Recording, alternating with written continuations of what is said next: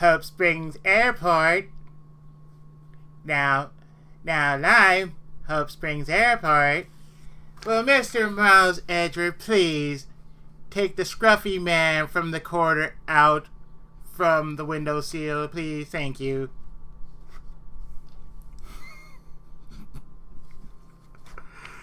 So here we are, March 12th, 1 p.m. local time, Hope Springs Hotel. Share.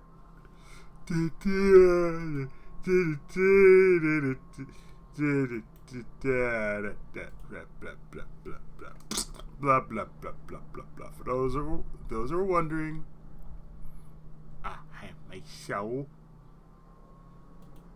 that people will be watching or sitting in or whatever or something. And then there you go. And here we are.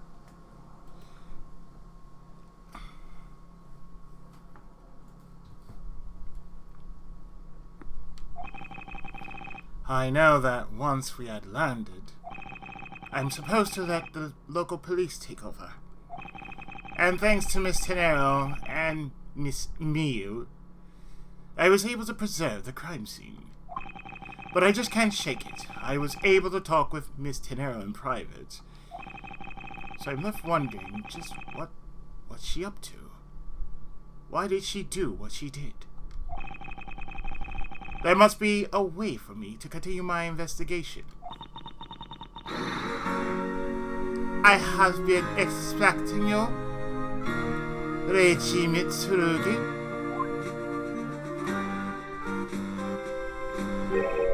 Most importantly, have they fixed chamomile smell yet? Oh God, no! Me? Oh God, yeah. I thought you were in Germany. I go where I am needed. Now where's Scruffy? And wherever there are criminals to be caught. Oh God, no, I know that voice. Yep. Her name She's is here. May Karuma. But to the world she is Franziska von Karma. It's Madam Whips. Madam Whip. It Yes, is Madam demands Whip. satisfaction, always. Yes, The daughter of my mentor, Manfred von Karma. Manfred! She, like myself, is a Manfred, prosecutor. master of the finger. She, like myself, is a prosecutor, but she carries a whip. I'm a Belmo, that is my job. Are you heading up this case? yeah, she carries a whip, but she knows how to use it. It would be a relief. It would be... Are you interested in that sort of thing? Yeah, I know, right? Nope. It would be a bit of a relief if you are. Don't you dare try to flatter me, Reiji Mitsurugi! I am placing you under arrest. I've seen that anime. She's not in it. Ah! Nandato! It is quite frustrating, actually, that I had to whip your ass. Now bend over! I hope to exact my revenge on you in a different venue. But I'll have to take what I can get. I never thought I'd see the day when a disciple of the house of Karuma would become a criminal. Have you no shame? You do realize that the House of Akara had a criminal I know, right? already. And yeah. So, what? I know, right? Wait, it has all been a big misunderstanding. I didn't kill the victim.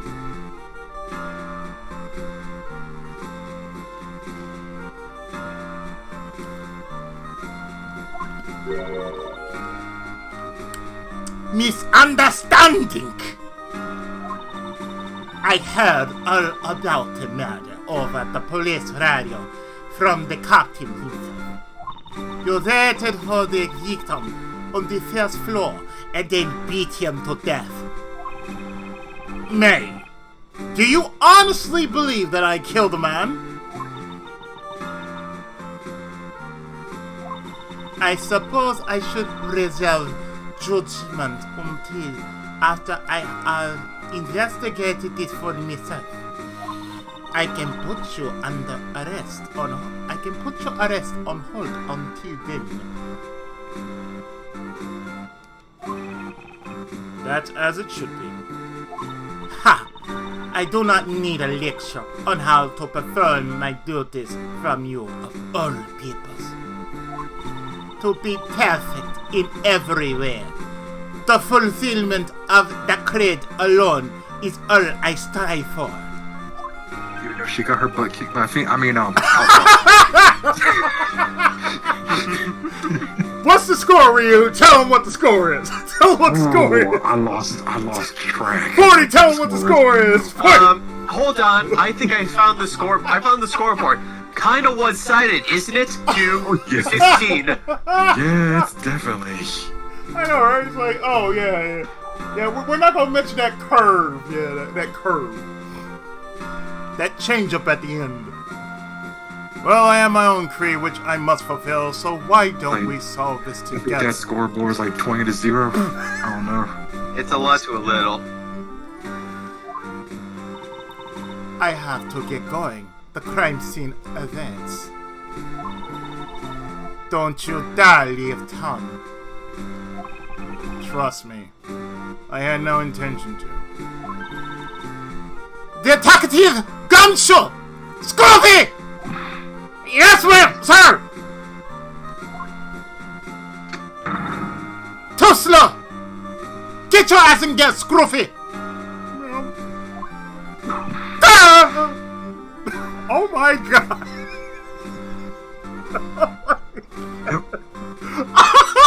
I can't believe this. Well, now I can't believe it. The first was like, I can't believe he's using my crap. But I was like, never mind. And this is how he's cringing. Well, this is Gumshoe we're talking about. And this is how he's cringing. I know. He is performance challenged, shall we say? Yeah, he's something. He's something, alright. Listen up. I am leaving you in charge of watching this man. Do not mess up. Understand? Mr. Edgeworth, I'm supposed to guard him? A simple yes or no, detective. Yes, sir. Understood, sir. You just leave it to me. Miles Edgeworth. Reiji Mitsurugi. Mei Kuruma. If you interfere with my investigation, I will arrest you on the spot. Are we clear? Now then, if you'll excuse me. Good to see you again, Mr. Edgeworth, sir. Boy, am I glad to see you're okay. Thank you, detective. I believe in you, sir. You can lean on me. I'll get you through this. Want a lollipop? No, thank you. And worst comes to worst, we can pin it on Mike Meekins. Oh, he's God. always willing to take one for the team. Oh, God, he's in the No. You Yes. said it wrong, man. You have to put on Larry Butts. He's not here. Why would you want to put anything on Harry Butts? Harry Butts! When something smells, it's It's always the a butts.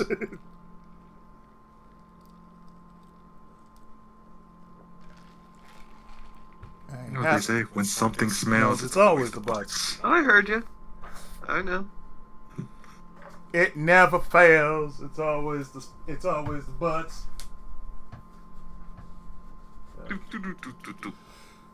I have to admit, I'm a bit curious as to what May's up to.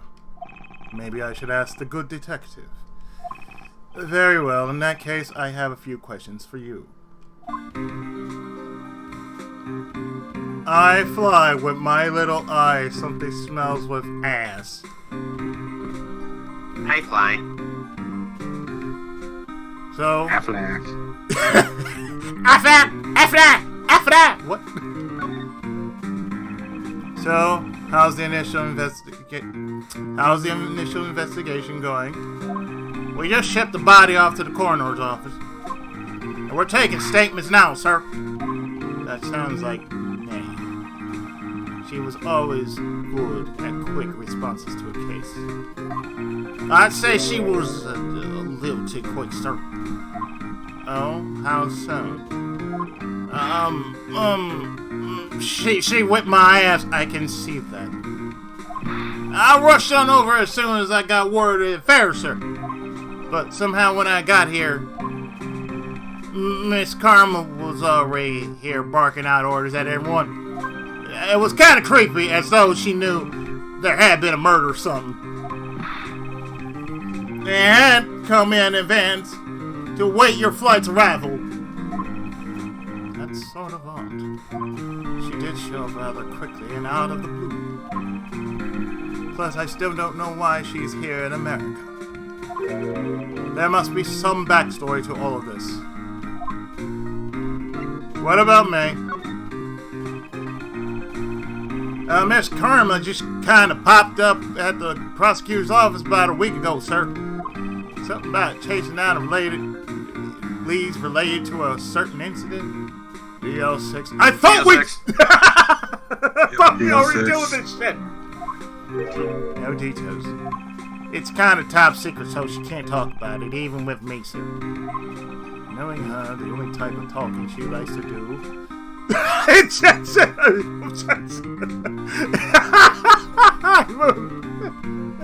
Oh God.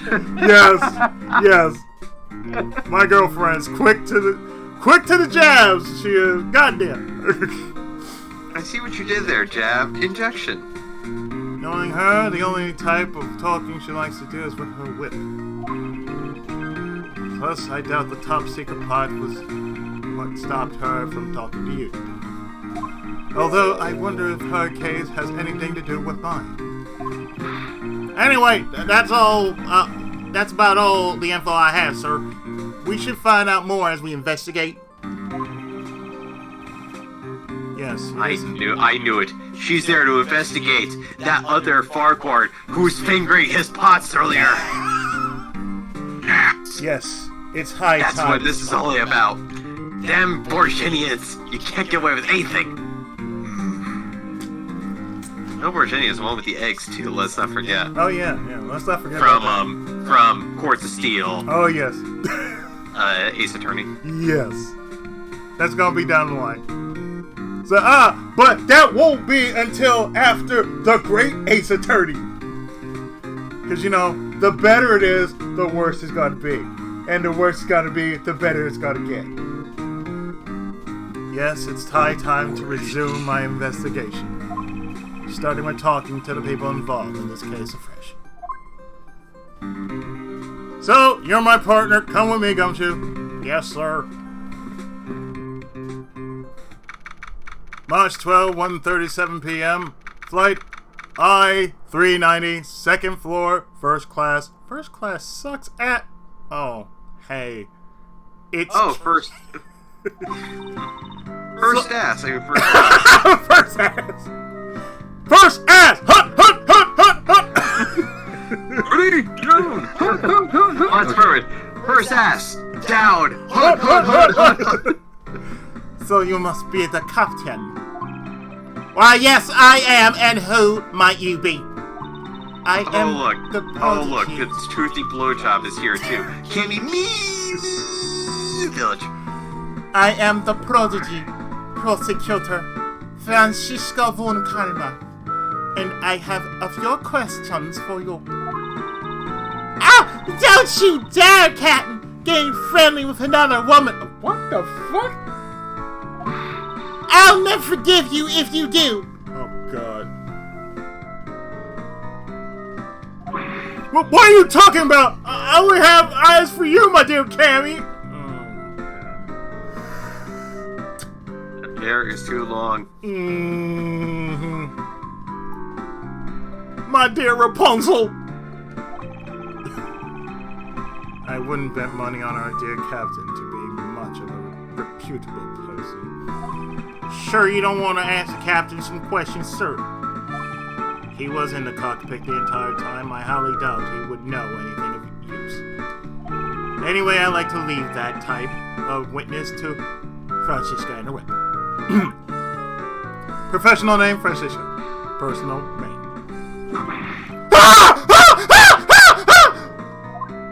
See? sorry. I feel for him. March 12th, 1:40 p.m. Lounge. Oh, look who it is. I am Lord Farquaad! I need TV for me bunghole! Now see her! Sorry! I'm sorry! How long do you intend to hold me? It is impossible! It is impossible for me to be the criminal! I told you! Mr. LeBlanc. Oh, it is you! Tell this man to stop stopping me from going! Stop stopping? Sir, he has a very wounded asshole. He needs to go going. But you're stopping him? Time is money! I don't even have 1 second to wasteful time to spend! I don't have even 1 second of wasteful time to spend. My pots need tactical insertions post haste.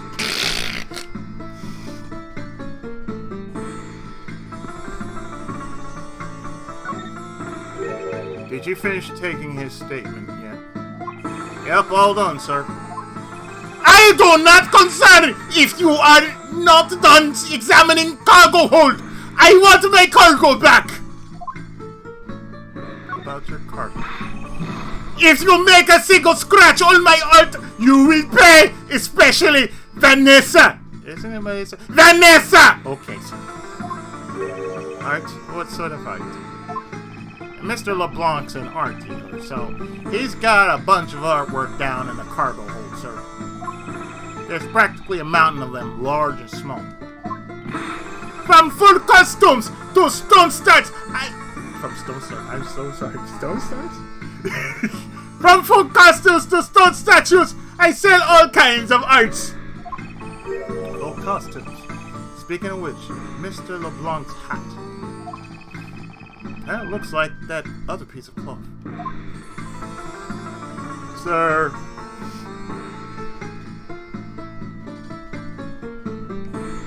I must ask of you that you... Okay, can you stop fingering the air already, you freaking numbskull? The air smells lingering fresh. Oh, so he uses bouncy, got it. Sir, what can you tell me about this, sir? Mr. LeBlanc, can you please take a look at this for me? Oh! It's Burgundian cloth! As I suspected, your hat is made of the same material, I suppose. Yes, of course! This fabric is so famous, orders come from over the seas for more. It smells like bologna. Then this is the cargo you were talking about earlier. No, my cargo this time is much many gigantic. You detective! When can I have my cargo move? You can get your cargo back when we're done investigating, pal. The stubbornness of you police, it is no good! And it is no good that attendant refuses to exit the attendant's room too! That attendant, I wonder if he's talking about Mr. Now.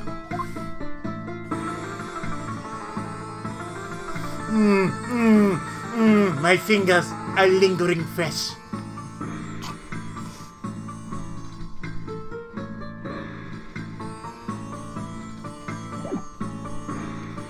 Miss Rhoda Tinero. What did you mean by that attendant, Mr. LeBlanc? She was taken into the attendant's room for her interview. And then they still not have come out. They make no sign of coming out either. I was finished with my own interview much earlier, quicker than her.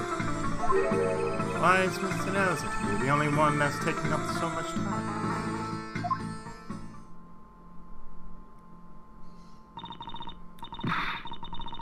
Miles Edgeworth, you were given free rein to examine the plane, weren't you? Yes, I was able to obtain the cooperation of the flight attendants. Speaking of attendants, I'd like to speak with Miss Tenero. I wonder if you might grant me permission to enter the flight attendant's room. Before I do, I want to say... No. You still have to clear up a few issues surrounding your own circumstances. Like why you didn't tell me you were strapped down. I understand. You may have tricked those attendants with your sophisticated talking. But you cannot pull the wool over my eyes, Miles Edgeworth. Oh. Pull over a wool over anybody's eyes when their heads are shoved up someone's ass. Seriously? Oh? Is that how you want to go, May? Yes, that is how I want to go, Reggie. You want to use logic? Bitch, please. You are the student to his master. There is only one master of logic out there, and it's Miles Edgeworth. Let us not complicate things and go with the most obvious conclusion. The scene of the crime was here, in the very lounge the body was discovered. From the time the victim was seen calling for an attendant until his body was found. The only person in this lounge the entire time was you, Miles Edgeworth. This unmistakably makes you the likeliest suspect. Bitch. The likeliest suspect, May. Do you have a problem with that? No, but it's not like you to use such vague wording. You're usually a bit more absolute. I am. Oh, so she did get whipped. Many, many times. Oh, definitely. And she doesn't want to admit to it. I am simply trying to watch out for you. Or is my kindness too hard for you to comprehend? Yes, it is very kind of too hard to comprehend. Thank you, but your leniency... It's not like you're being kind because you like him or anything. Right, Baka? Seriously. Thank you, but your leniency is unnecessary. For I will prove my innocence soon enough in my pants. If I want to continue my investigation, I'll have to break her line of logic fast. Rebuttal!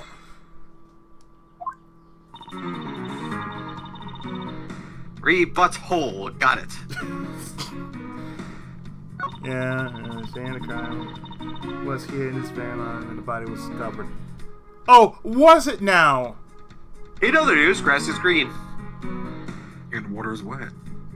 And the sky is blue, and it hurts when you fall. Oh, I'm sorry, but what I saw here, ma'am. This is what I saw, ma'am. Idioti!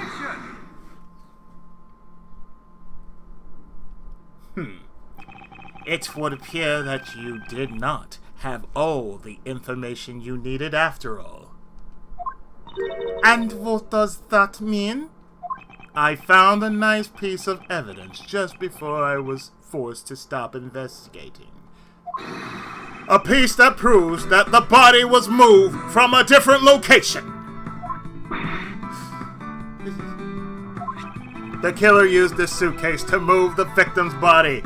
And now, my kick-ass music is playing. You know what that means. Oh. Meaning that the real scene of the crime is not this lounge at all. No, not your music. Yes, my music. I'm a Japanese hero. You know what that means? I go kick ass with my music.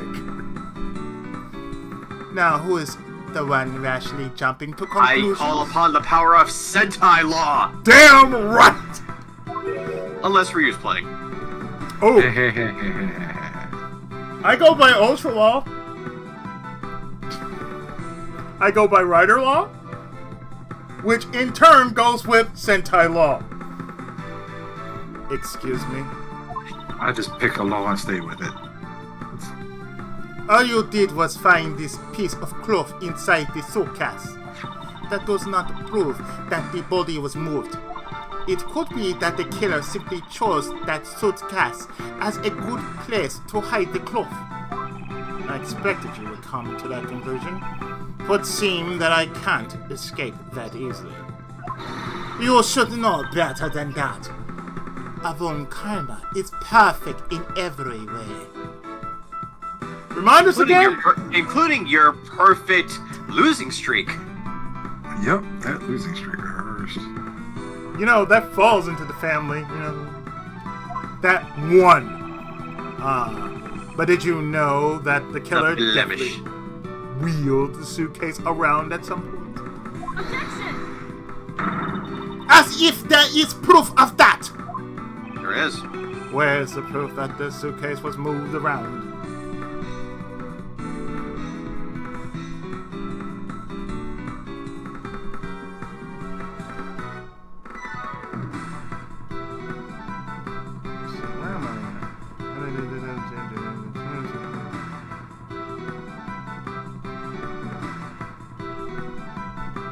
The proof that it was is the prosecutor's badge.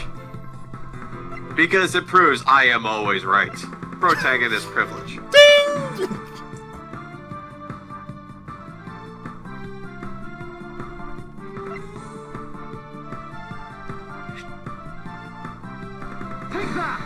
Take this, bitch! The speed grabbed us in front of the elevator. Yes, and I'd like to draw your attention to this area here. Where's the evidence that proves the killer was dragged through here?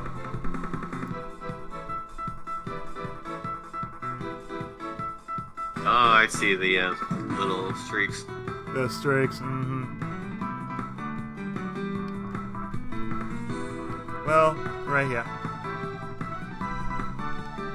Take that! Hopefully it won't give you a freaking hard time like it did last Oh time with God! the, Don't remind me. stoppers. That was just That was horrible. ass. This mark here. Wouldn't you say that it looks suspiciously like tracks from two wheels? I suppose. Further, there is also grape juice residue on the wheels of the suitcase. It was ass last time. This means that the suitcase containing the victim's body definitely passed through here. I suppose this means that the killer did move the victim's body somewhere else.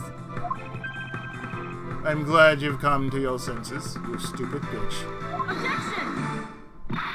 Not so fast! This still does not put you in the clear, not by a long shot. Rebut all! Your logic, part 2. Why is she so desperate to get him arrested? I know, right? Jeez. You prepared yourself and acquired the piggy bank before the plane hit that turbulence. And then you waited for the victim in the lounge where you beat him to death. What the fuck do I think I can beat somebody to death, woman? Then while you were in the elevator with the victim's body stuffed into the suitcase, the plane hit that patch of turbulence and out flew the body from within the suitcase. With no way out, you hastily put the suitcase back where you had taken it from and pretended to be the discoverer of the body. Okay, with the amount of desperation and tension she's showing here, I think she's starting to rival Asuka from Evangelion. I know, right? Not a And bad... that's not exactly a good distinction. Yeah, you know that too, right? Not a bad bit of logic for something you thought on the fly. Just Get it? I fly. Just what are you insinuating? That I will show you exactly how flawed your logic is. What are you insinuating? That even though I was a plane, you're the one who has your head in the clouds right now. I thought it was your head up your ass. No matter how strong of a face you put on, not even you can hide your fears from me. And I will not... Or those inevitable tears of imperfection. And I will not rest until I have searched every nook and cranny. Edie. I'll expose the flaws in her logic in one fell swoop. And then I'll take that whip for my own.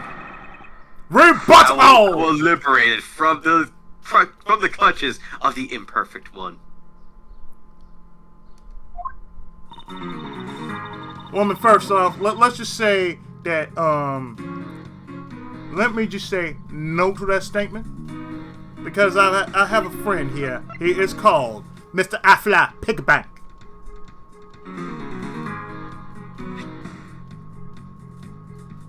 You guilty!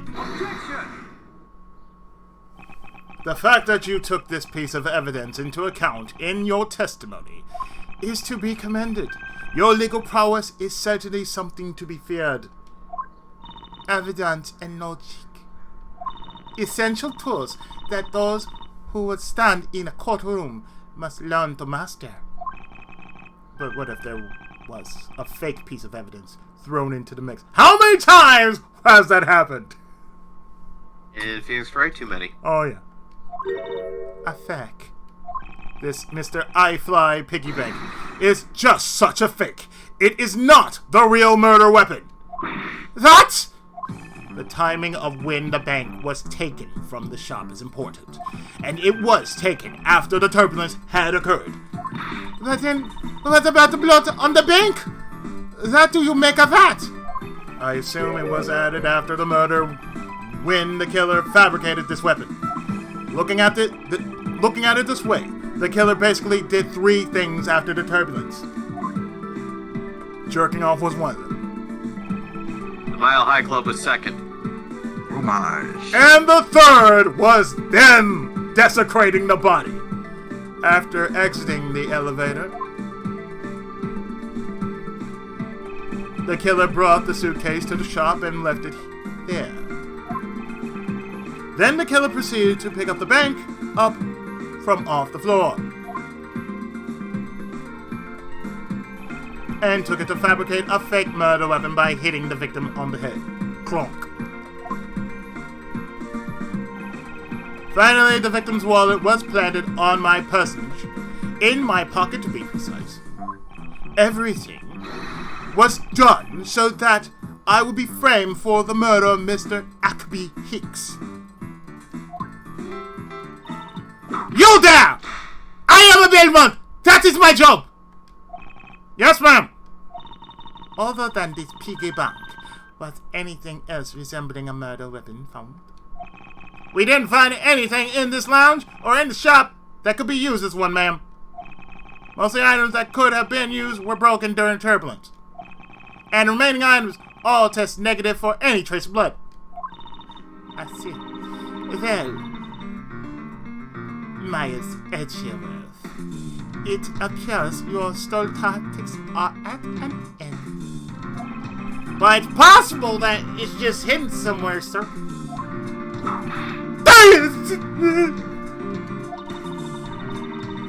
If the criminal had wanted to hide weapon in a safer place, I think the weapon would have been hidden in the same place as the bloody cloth. Exactly what I was thinking. Because the cloth was hidden inside that suitcase, it signals to me that the killer had not prepared a more secure place to hide the evidence. Which means that the real murder weapon is either still on the murder's personage, or still at the real crime scene. Objection! There is one more possibility. And that would be your pants! What about my pants? That the piggy bank is in fact the real weapon. But didn't we just... Mate! Let me finish. The killer took the bank out from display case before turbulence by opening the lock on the display case door. And it was at that time that the glass pane in the door was broken. I'd say that's a perfectly reasonable line of reasoning, wouldn't you? Let us see. So, that means that the killer had the key to the display case. The person you're talking about? Not so fast! I'm not finished. The person I'm talking about also committed another sin. And it was bloodstained. Curse of the moon! She tricked the captain. She? And granted you permission to conduct your investigation. Yes, it is the sin of lying! Speaking of which, I recall that you also wish to speak with her. Yes. Very well, permission granted. But only if I can sit in on your interrogation and watch as you strip her down naked. What? What? Do we understand each other? Oh, you want to be a voyeur? Yes. I have no intention of interrogating her. But you are welcome to accompany me if you so wish. Mr. Nero is in the flight attendant room. Let us move. Oh, shit. You gonna be alright over there, Scruffy? You gonna be okay over there? Okay, good, okay.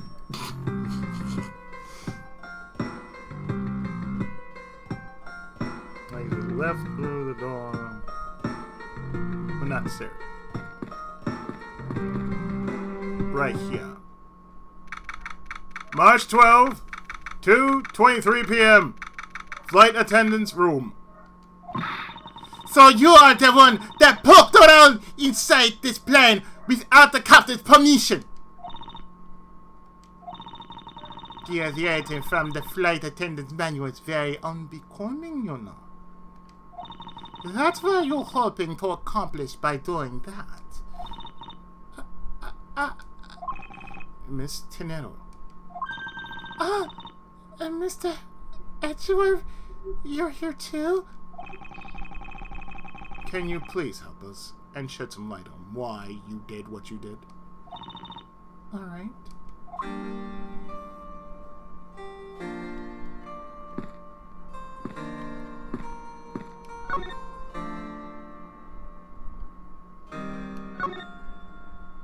Why did you lie about receiving the captain's permission like that?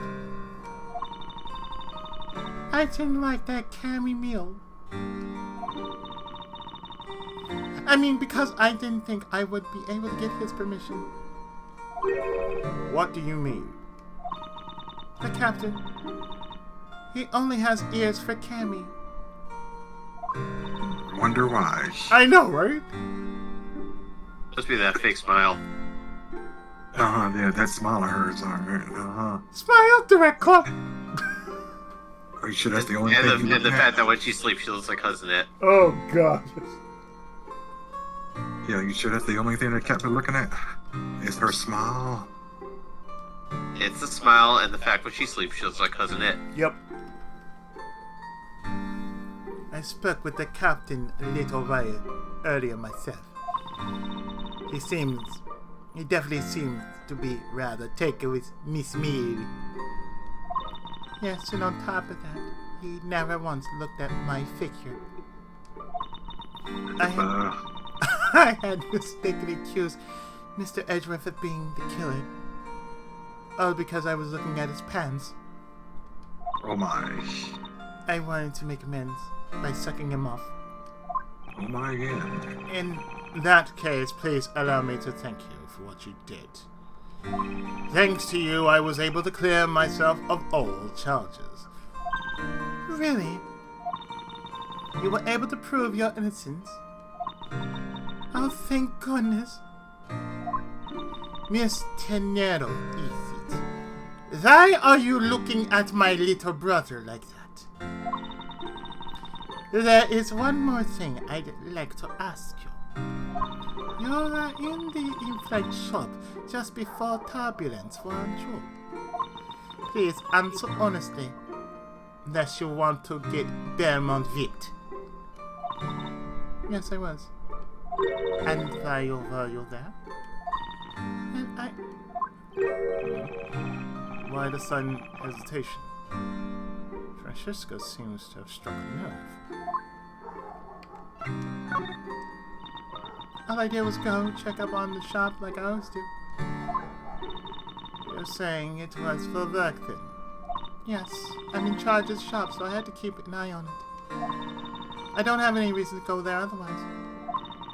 After your visit to the shop, you paid a visit to this room, correct? Yes, I came back to freshen up and adjust my makeup. What makeup? Bullshit. I'm sorry, but there isn't much else to tell.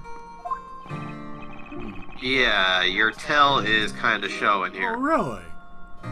Miss Tenero claims to have no reason other than duty to go to the shop. But is that all there is to it? Maybe I should ask her about that thing. I know. You want that, right? Did you get that thing that I sent to ya?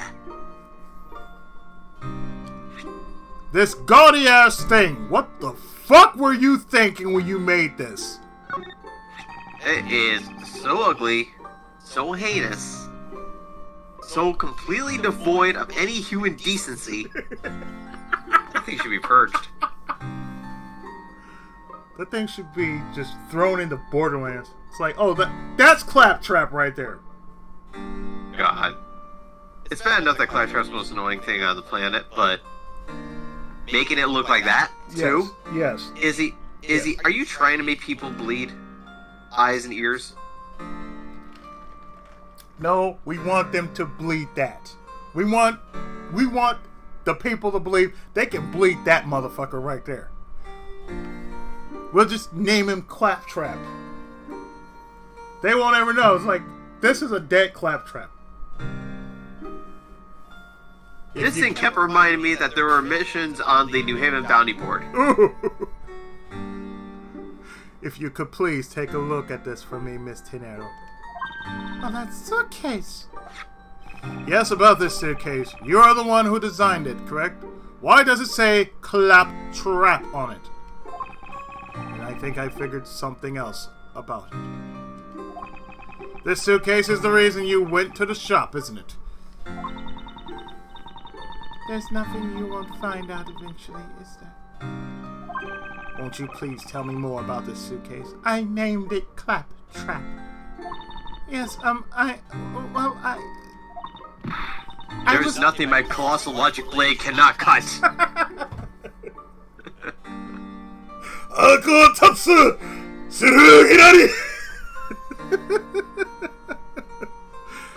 I was interested in seeing how the suitcases I had designed were selling. I know that as a service professional, I'm not supposed to care.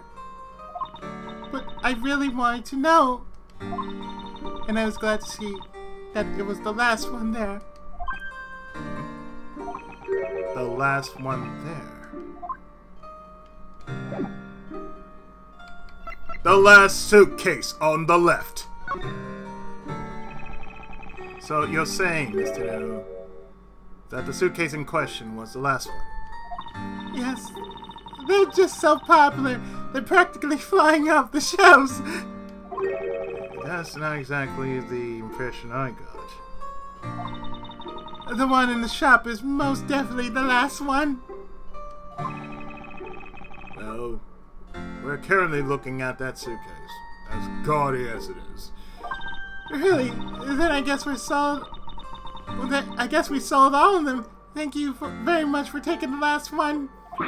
I didn't say anything about buying it. Then say you'll buy it.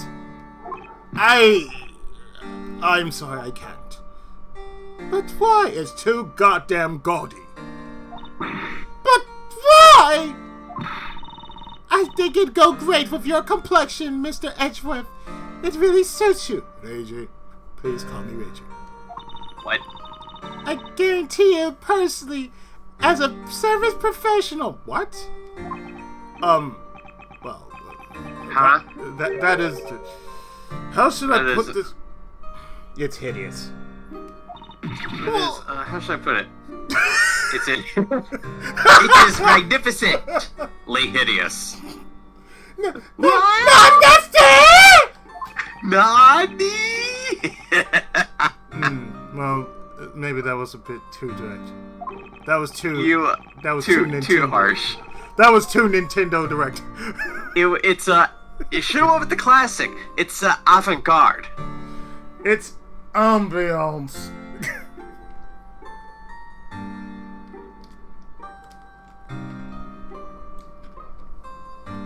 Moving on, my issue with the suitcases isn't the design, it's the number of them remaining.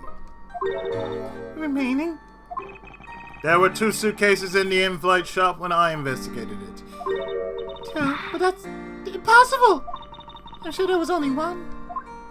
Looks like her story has generated quite a contradiction. When I left the shop, I'm positive there was only one suitcase left. Was it really? Gotta make sure I got 2 hands, damn it, 2 hands.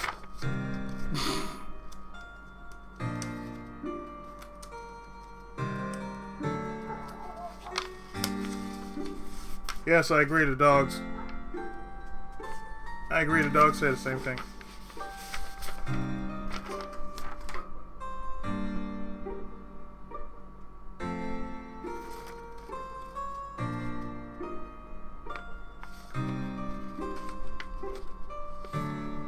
I have to make sure I'm on the right spot here.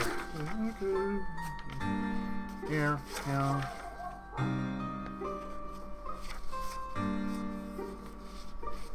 Okay. There we go.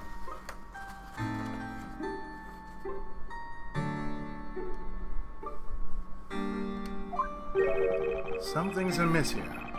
What could be the meaning of this inconsistency? Rockman! Oh, sorry. By the way, Miss Tenero, what is one of those suitcases doing here? I named it Claptrap. That's... I thought you said there was only one left. That one is... it's mine. I've used it for a very long time now. She's used it for a long time? I think not. Miss Tenera, I'd appreciate it if you wouldn't lie to me. Excuse me? I don't believe for even 1 second that you've used this for a very long time. What proves this thing has been used as nearly as long as Miss Tenera says? Why ain't it that damn obvious? Shit. Take that! Tell me, Mr. Now, is it also your habit to keep the price tag pristine on your suitcase? Ah, that is the meaning of this. Why would you lie about a suitcase?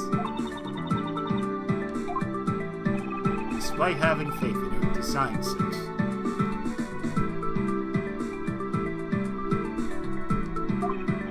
The sales numbers made her cry bitter tears. The truth is becoming increasingly clear to me. Mr. Nair, I think I understand. I know what you are trying to hide. Now then, this suitcase was originally in the in-flight shop. Seeing as how the price tag is still on this suitcase, one can only assume it was out on the floor for sale in the shop. And the person who bought this suitcase was... you. Take that! It was you, wasn't it, Miss Tenero? I hate to say this, but the suitcase that you designed, it hasn't sold very well, has it? You named it Claptrap and it hasn't sold for ages. You should have called it Monokuma. You saw how poorly this design that you poured your heart was selling. and were deeply hurt. That's why you wanted to make it look like it was selling by buying it yourself. Isn't that right? Then the reason you went to the shop and came back here was... I'm sorry! All I really have is my job. I was overjoyed when my design was chosen. I thought that maybe I have finally accomplished something. But the suitcases didn't sell. It's because of the design, isn't it? All because it's, as you put it, hideous. I can't say they chose a great place in which to sell them either. They chose poorly. Oh God, did they? We weren't selling a single one, and they were just sitting there collecting dust. That's why we called them claptraps. I felt so bad seeing them there, day in and day out. So I decided to buy one for every flight I work. You buy one every single time you work a flight? I see. Yeah, I know, right? So, I see. So in order to keep your resolution, you went and bought one today as well. Yes, and here's my receipt for that purchase. This receipt is clearly timestamped 5:40 a.m. We got your receipt. In my pocket. The truth is, there's still a bunch of them left unsold. They're planning to scrap the remaining ones at the end of this flight. Mr. Now, where are these other suitcases? I cannot have this happen. These are my babies. They should Those claptraps are mine. Calm down, Tannis. Calm down. God, no, please don't mention her. I know, please right? Don't mention that psychopath. Her Oh my. or Pierce.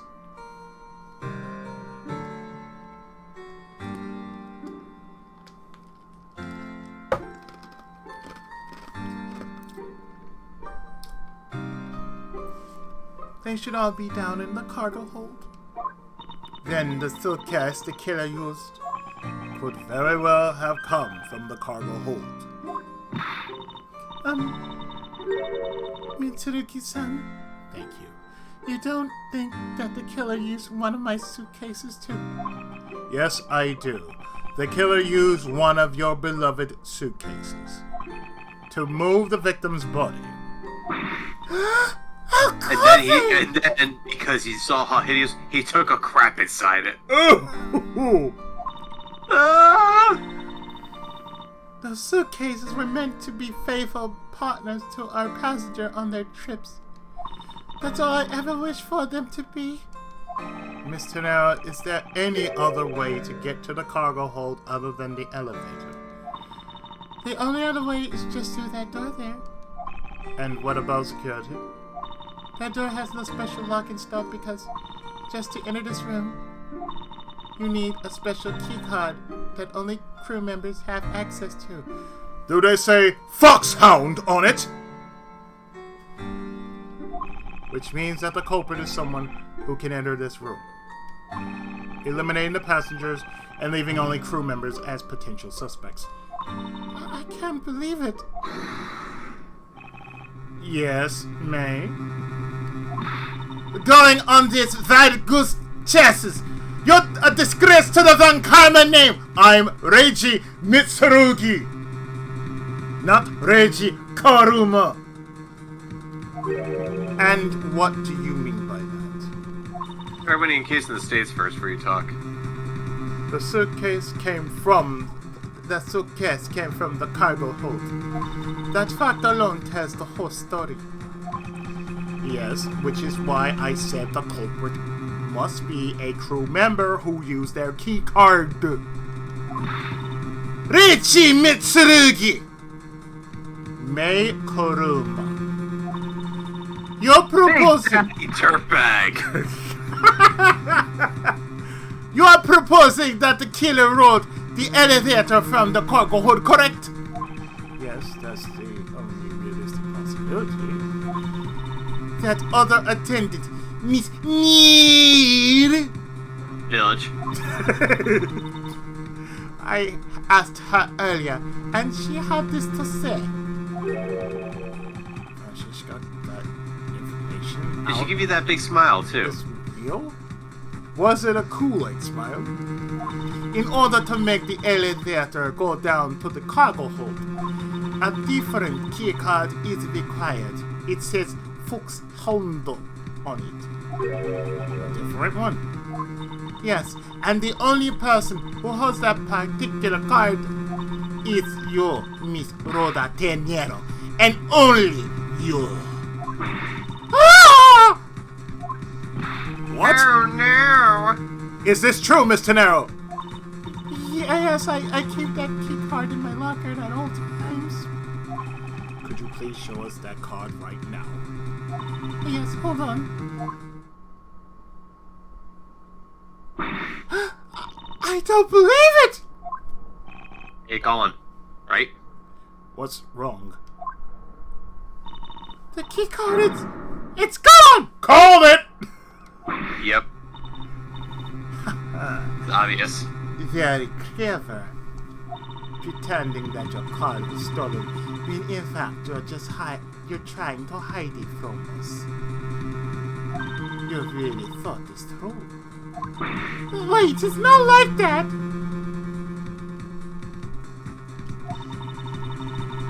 You can tell us all about what it's like down at the station. Officer! Arrest this woman! Yes, ma'am! Smile direct club. Reggie-san! Reggie-san! Save my suitcases! Was that really necessary? What is wrong? There is disbelief written all over your face. May, I know that you are the lead investigator on this case. However, hold it! Do not even think about wasting any more of my time! You know the rules as well as I do. Evidence speaks louder than words. Even if this isn't a courtroom, that basic tenet still applies. I intend to investigate the cargo hold now. And with every nook and cranny that you find, I shall nip it in the bud. What will you do, Reiji Mitsurugi? I intend to do likewise. To be continued.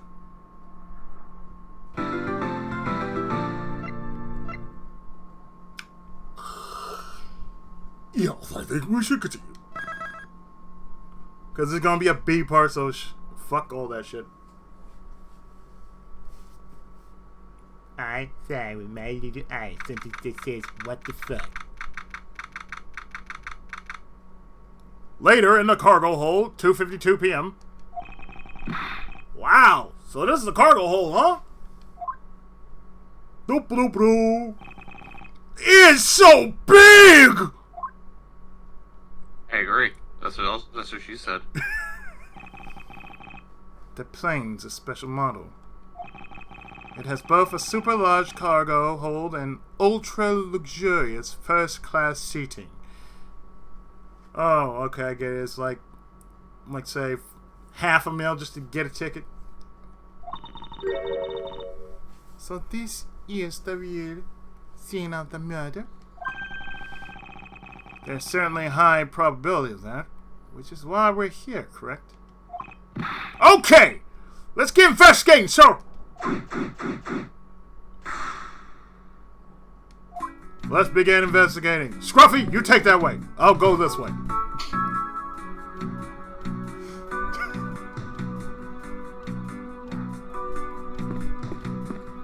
So let's take a look at these. Oh my god, they're still here! They're hideous. Holy suitcases, Mr. Agenworth! It's like an all-you-can-use suitcase fair! What? This is where Gumshoe mentions how magnificent they are, right? Yeah. After all, this is Mr. Trebien guy here. I like their dry ass ramen. What? They're so crunchy. What? These must be all the leftover ones they couldn't sell. Let's not forget their al dente pasta. It's so hard, your teeth shatter.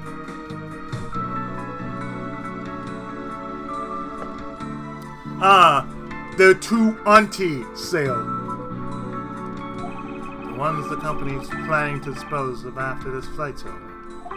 This paint gel's really cool, don't you think? It practically screams artsy! Told you.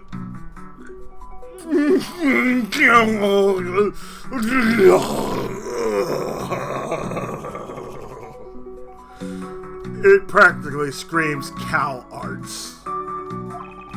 You know, Gumshoe, you should buy one of these hideous monstrosities. Oh? Why not purchase one then? I'm sure it will bring you much happiness.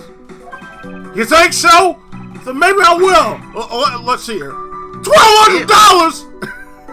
What? It'll work out. It'll work well for your complexion. As a service professional, I guarantee it. $1,200. $1,200. Hell, no. Yeah, no. I think I'll pass. I'm gonna say that's probably not $1,200. I agree. Probably with it. the receipt.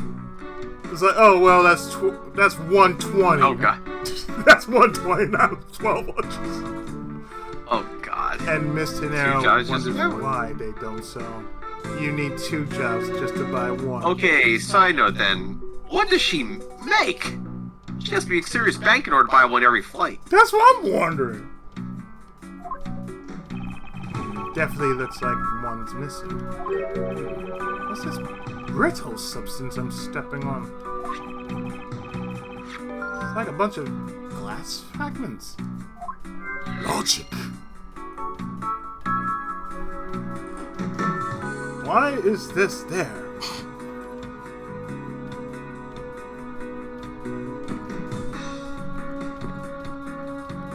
Hold on. I must organize something because this shit makes no goddamn sense. We have these broken glass with these glass shards.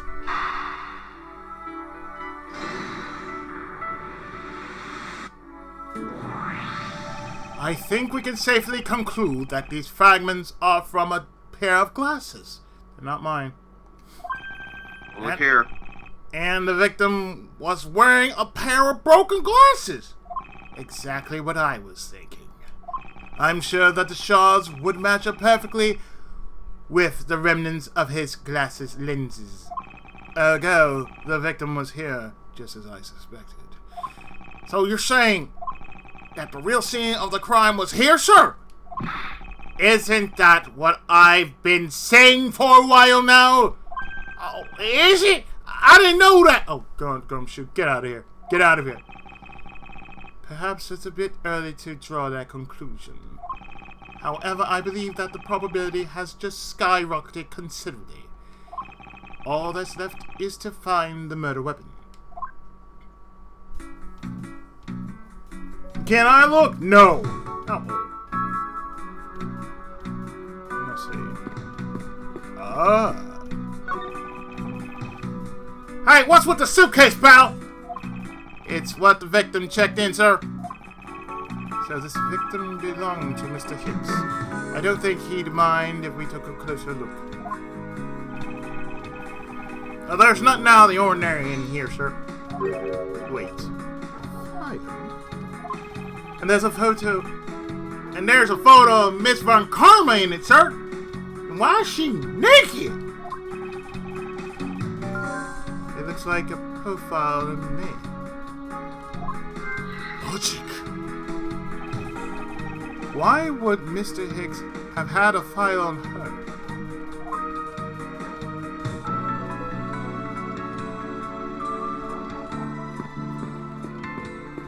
May?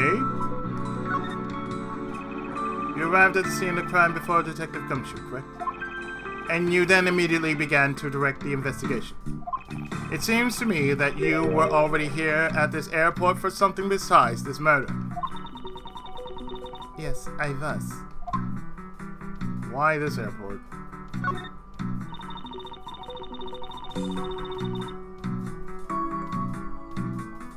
I've Those been... Virginian eggs again. Seriously. Her whip is made of them. Oh god.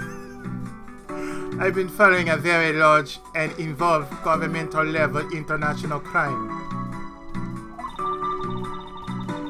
But it's much too large for one person to take on alone.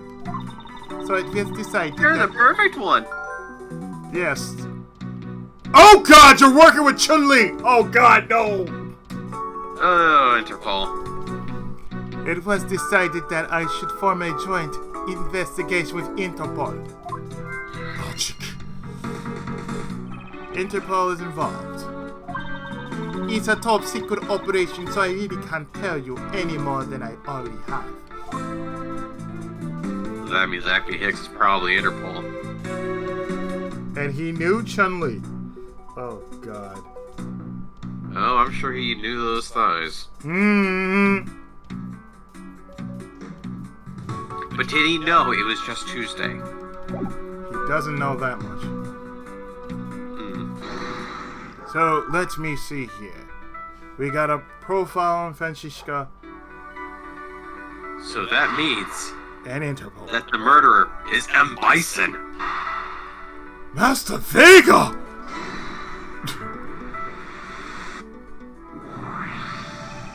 Now, why would Mr. Hicks have documents profiling May? Oh, I know! I bet he's a big fan of Miss Karma, sir. May said that she had come to this airport as part of an Interpol investigation. Oh, maybe Mr. Hicks had heard she was coming here and he followed her. Detective, I think it's more likely that Mr. Hicks was, in actuality, Interpol agent Hicks. I think May has some explaining to do. And with Virginia involved, now we have come towards the Apollo Justice Ace Attorney case where an Interpol guy was murdered as part of a Borginian ring. Oh, God. God damn it, these Borginians just hate Interpol. Seriously? So, May, could you talk to me about Hicks? Have you two, done the thing? You came to this airport to rendezvous with the victim, didn't you? And why the hell do I have this? Why the hell did I find this ball gag in your room? Yeah. And what's with the anal beads? Oh my! Nonsense. What are you talking about? And there's a fireplace poker here. Not to mention that cat of nine tails.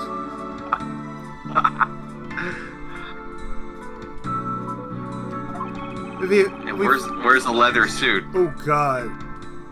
We found a profile detailing information about you in the victim's luggage. I suppose it was prepared for him so that he could recognize you when he landed. Which makes him not Mr. Hicks, but rather Interpol Agent Hicks. Isn't that correct? I think I figured it out. Please. Manfred von Karma had an affair with someone named Plutia. Oh god! Oh god! And they had a kid named Francisca von Karma, Queen of the Whip. Oh god! I should have known you'd figure it out. As she was raised as a kid, and of course in Europe, she was trained to despise all the Transylvanian folklore, such as vampires and the like. So they forced her to watch the Belmonts and remember how to say this perfectly. I'm a Belmont. That's my job. Louder! More father! Clench your butt cheeks as you said. Like, what? Wait, what? Think of all your criminals as flea men. But it looks like they got to him fast. So you really did come here to receive an Interpol agent, then? Yes. He was supposed to receive me. Yes. Agent Hicks was on the trail of a very large international smuggling ring.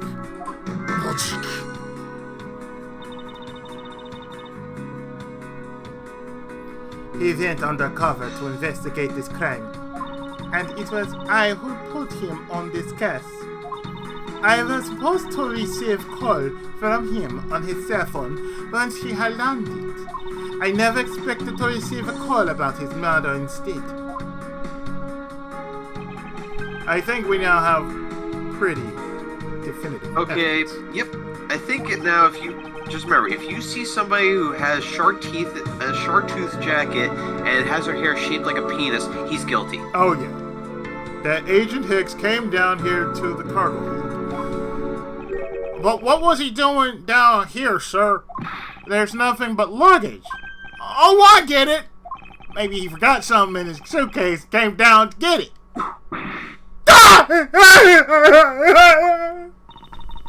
Agent Hicks came here for a work-related reason, of that I'm sure.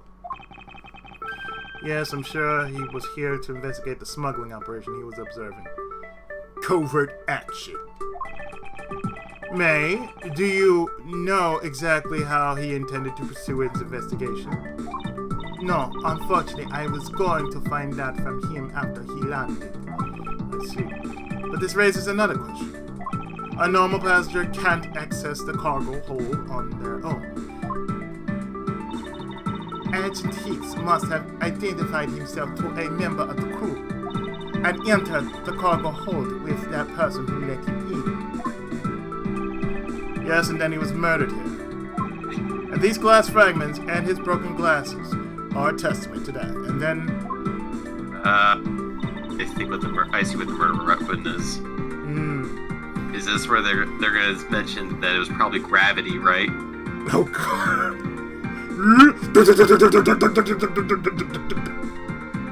Oh no. Could have just been a clothesline over the railing. The killer put Agent Hicks into Definitely break the one glasses. of the spare suitcases and... True. They entered the elevator, but while they were riding it up, the plane hit that patch of turbulence. Because of the intense shaking, the suitcase popped open and Agent Hicks' body flew out. Gravity! Gravity. Gravity played a part in all this, yes. 40's right, gravity played a part in all this. At the same time, his wallet fell out of his pocket, spilling its contents everywhere. Which explains why there was money scattered all over the elevator floor. That's one shitty ass wallet. God damn it. Unless the wallet exploded. Well, I'm pretty sure that wall exploded alright. I think it's pretty easy to say who the culprit is at this stage.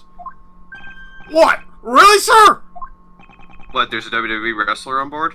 Oh, God. John Cena! I get it. It was either John Cena because he mentioned something about China, or it was John Bradshaw Layfield because the closer from hell was the killing move. Oh, God. I know what you're thinking, Reiji Mitsurugi. But the killer can be none other than Miss Rhoda Tinero. Oh, shit. Really? How? Definitive evidence. If he was... Really? Definitive evidence, yes. He introduced someone to a person in the crew. If he was a crew member, any one of them could have shown Agent Hicks to the cargo hold. But the point to keep in mind is the key card that allows the elevator to come down here. The only person with such high-level access is Miss Rhoda Tenero. I'd say that's a pretty decisive piece of evidence, wouldn't you? Ace Attorney, king of the circumstantial evidence. I know, right?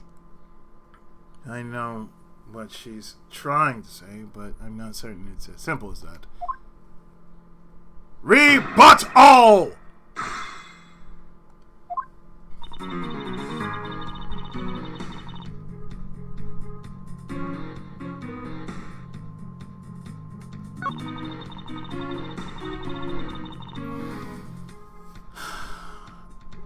Please, Multi! But it's highly likely that the key card was stolen from Miss Tenero. Starting like explosive diarrhea.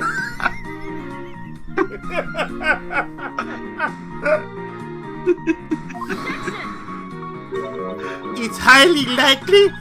Is that possibility the best you can come up with? And you call yourself a disciple of my father. So we have discovered now something. To borrow from ReZero, the reason he can return from death is because he was constipated. Oh my god. Yes, well, I don't have any evidence. Be quiet! Disgrace! There's more evidence pointing to Miss Rhoda De Niro, you know. It's not just the key card that gives her away! Are you talking about the murder weapon? The Mr. I-Fly piggy bank? Yes! She is also the only person with a key to open that display case!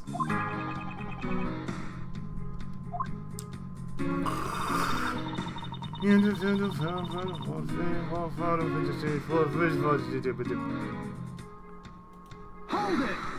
Ma'am. But that's a fake. Stop right there, Reiji Mitsurugi! You don't have any proof that this is just a red herring? If you must keep on insisting that it's a fake, then what is the real murder weapon and where did it go? It's all around us. It's called gravity. Here, Franziska. I'll demonstrate for you right now. Please stand still and don't move. See? That's the murder weapon. Gravity. It plays no favorites. Gravity's undefeated. Speechless, I see. That's not a surprise. After all, you know, we searched the entire cocoa hold and came up with empty-handed. There must be a way. There must be something that can help me rule out the piggy bank as a murder weapon. What should we examine further to help us ascertain the authenticity of the weapon?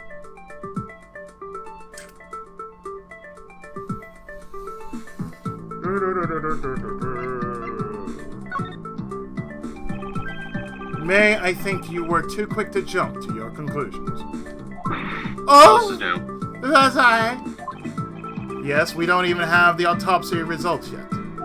How can I not say that you made a snap judgment when you have yet to even see if the wound on Agent Hicks' head is consistent with the murder weapon?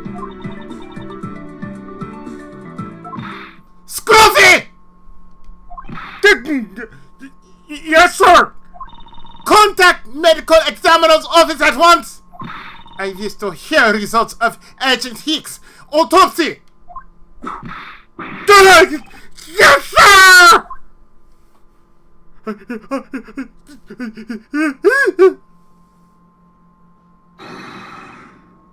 We've got a big problem, Mr. Edgeworth, sir!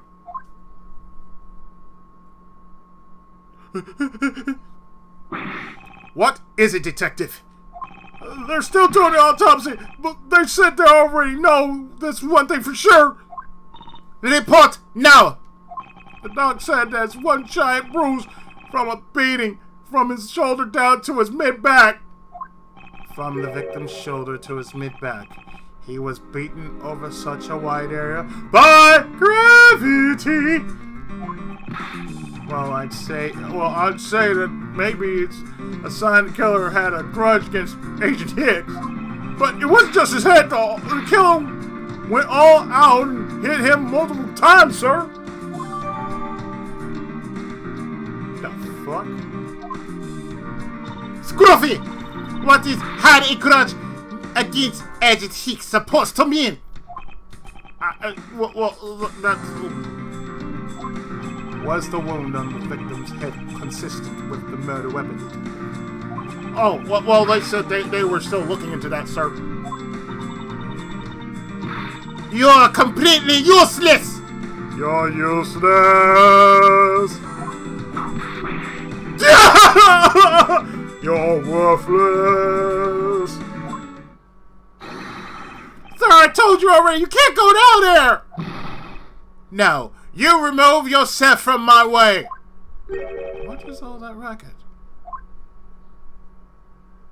My luggage! My cargo! They're mine! And I demand you return them to me! Oh god, this dude. We're still investigating the cargo hold. Please understand and have a little patience. Oh, is this where he's not gonna knock the guy off the railing, is he? That'd be funny as all hell, wouldn't it be? Oh, hey, we just proved a possible thing. Thank you, dumb fuck. Now you must be arrested for assault and battery. I suppose there is no choice. Finally, I think he get. Hey, what you? You have left me no choice but to use strong force, right? Ah! You won't He's get past gonna me. Oh God, no! What the fuck? Wait, what? What? This is. Wait, that's it. So that's what this whole thing has been about. Yeah, that is the matter of the key to the display case that held the murder's bank. Logic. Where the fuck does logic came from? After all, you know, we've searched the entire cargo hold and came up empty-handed. Weapon could not be found. Nobody could find anything that could be considered the real weapon in the hold. The fuck? Logic? The doctor has one giant bruise from a beating from his shoulder down to his mid-back. Again, logic. It's a logic-gasm. Gravity! Gravity strikes again! Down, down, down, down, gravity!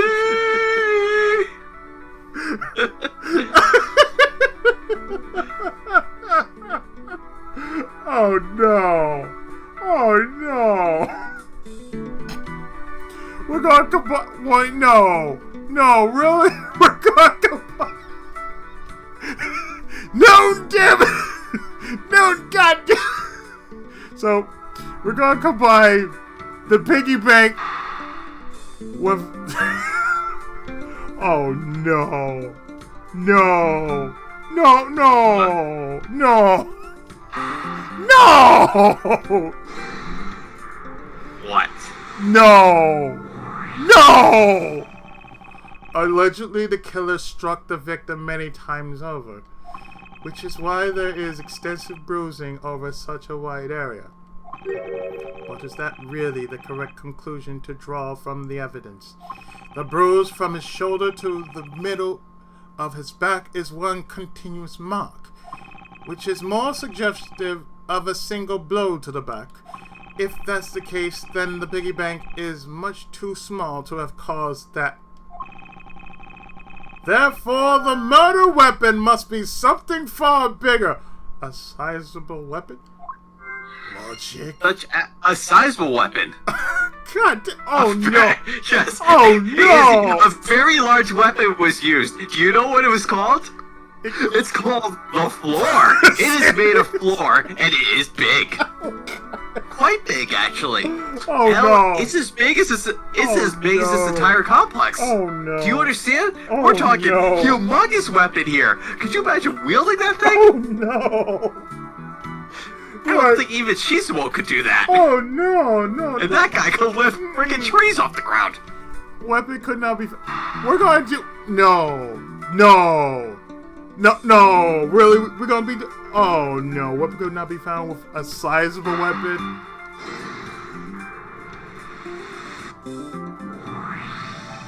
If we're looking for a rather large weapon, you'd think it would stick out. Gravity. But so far, we haven't found anything that resembles a weapon of any sort. Perhaps, just perhaps, it's something we all overlooked from the very beginning. because normally it's too impossibly big to be taken into consideration. What was that all about? Was he trying to jump his way down here? May! That's what you want! I found it, May.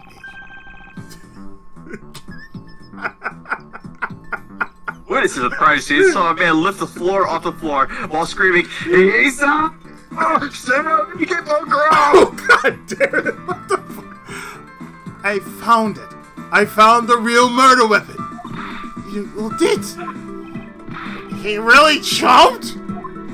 We didn't realize it until now, but the answer has been right in front of us this whole time. Gravity. He might be hurt. We should go check up on him, sirs. There's that pompous attitude of yours again. You should learn to drop that habit. It's coming from a prosecutor of a habit of whipping everyone she comes across. Touché. Anything, if you really are a prosecutor, then you'll back yourself up with evidence. You two aren't listening at all, are you? Come on then, show me this real murder weapon. Your spear cuff.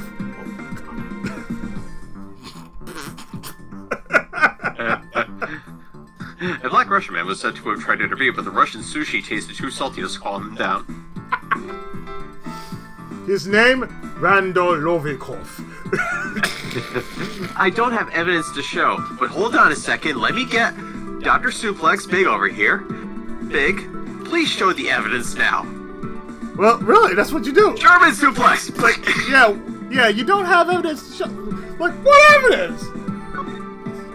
We're standing on the evidence. Yes, what evidence? Francisco, will you kindly arrest yourself for tampering with the evidence? I don't have any evidence to show you. Foolish reasoning for a foolish fool from foolishly fool meant to fool me.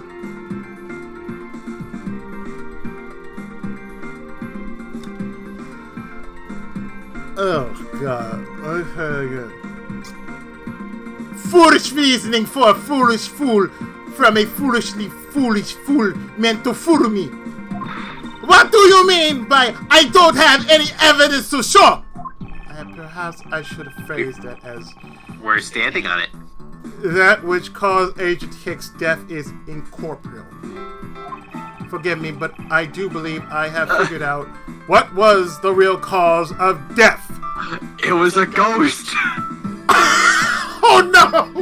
Oh no! Oh no! It really?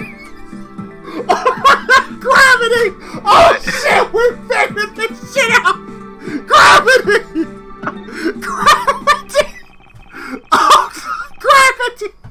Oh, Gravity. Gravity! Oh, fucking gravity! Oh, fuck! It was a very small gravity blast. God damn! The victim fell from a great height and subsequently died as a result. In other words, the real cause of death is free falling to the ground, aka gravity. Down, down, down, down. He fell to his death? Gravity. He fell down and go boom. Gravity gave no fucks for anybody who was around. Yes, this is the only plausible possibility. The victim had extensive bruising on the back of his head and back. And the only rational explanation for these injuries is that he fell to his death. But the murder happened inside the plane. I know. Are you claiming that there is some place in the plane from which he could have fallen from? As I said earlier, the answer has been right in front of us the entire time. And the players knew this already. You count me? Yes, I do. The victim fell from the top of the stairs of this cargo hold. What? He tried doing a 630 senton and he failed miserably. We're in trouble! We may have a second death on our hands, sirs! Hey, you! Tell me you aren't dead, pal! Kyle, you screaming! Gumshoe? He's alive! Gumshoe. Come back down here. And there you have it, Myers HUF. It is not possible that Agent Hicks fell over the railing to his death. That man is living proof of that. I suppose it's true that it's not possible given the current circumstances. The current circumstances? What is that supposed to mean? Suppose that large piece of cargo wasn't there at the time. What would have happened then? He would have been a Borganian pancake for sure, sir. No, don't you dare. Don't you fucking dare go with the Jill pancake. Please. You could have been a Jill sandwich. Please, let's not go with Jill sandwich. It would have been a Jill sandwich there, sir. Gumshoe. I suppose that man over there wouldn't still be breathing. But the reality is that the cargo box is there. So there's no point in entertaining your wild, hypothetical scenarios. It may be there now. It says the one who's been entertaining wild hypothetical scenarios this entire time. But there is no proof that it was always there. Ha! As if there could have been a window of time when the giant box was not there. Ah, but there was. That. What can I use to show it as possible the box was not where it is now?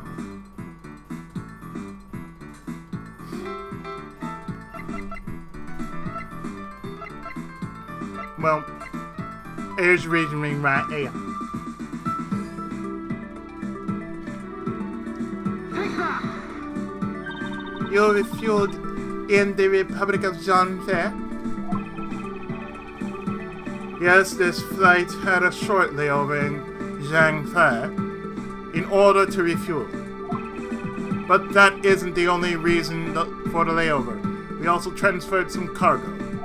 What if the box in question was only transferred onto the plane at that time? To further prove my point, let's take a look at what's next to the box in question. Ah, it's labeled Zhangfei Express, sir! Correct. Meaning it was loaded onto the plane in Zhangfei.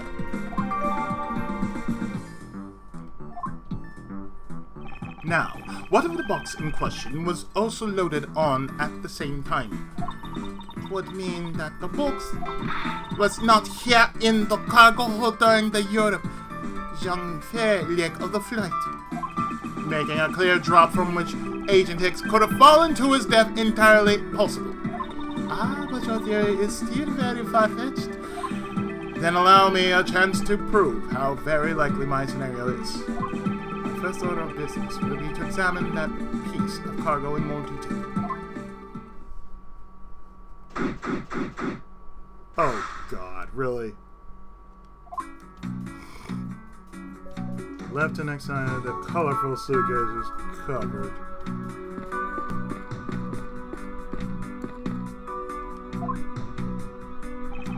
Yes, sir? Notice anything? This cargo hold's really big. Can't believe they fit stuff like that in here. Detective, what are you going on about? We're in the middle of an investigation here. Whoa, stuff's falling on me! Oh, I can't really get into my work without something like this happening first. Well, let's get this show on the road. So which item do you want to start on? In this world, there are those who are masochistic. And then there's the Gumshoe. For those who are masochistic, we call that person big.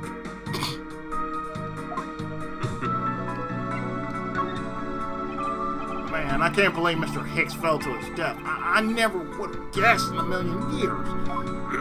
That's still only a hypothesis. However, the investigation should prove it to be true. Speaking of falling, I'm glad that Art guy's okay. He took quite the spill. He has a lot Yeah, of... that 3-foot drop was really, really horrible. You know, he got a lot of back fat. That back fat saved He got a him. lot of neck fat, too. Seriously. Yes, he was lucky to have landed on top of that piece of cargo. Yeah, I can just see it now. Passenger pays price for police foul. Did Prosecutor Edgeworth add fuel to the fire at the first murder with a second death? Yep, I'm willing to bet that it make the front page. That's not funny, detective!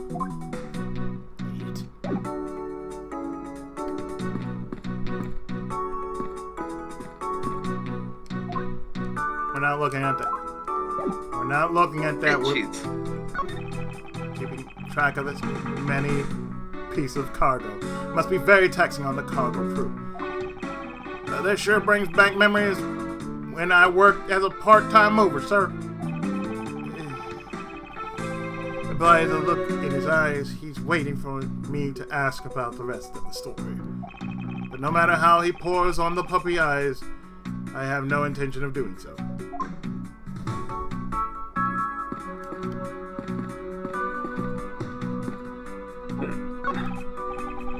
It's rather Of course, we large. all know what happened. He probably got fired for dropping something priceless. Seriously? I didn't know it was there, sir! It's a rather large piece of cargo. There's a tag on it, sir. Let's see. Alif Red Stat Sheet. Never heard of it. No, but all I care about is if we can prove it wasn't here at the time of the crime. Then let's get investigating, sir. I said what I told him!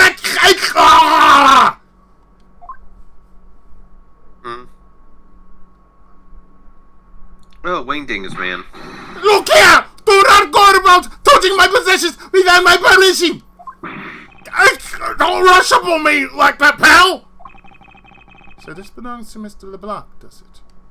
I should see what else I can find out from him.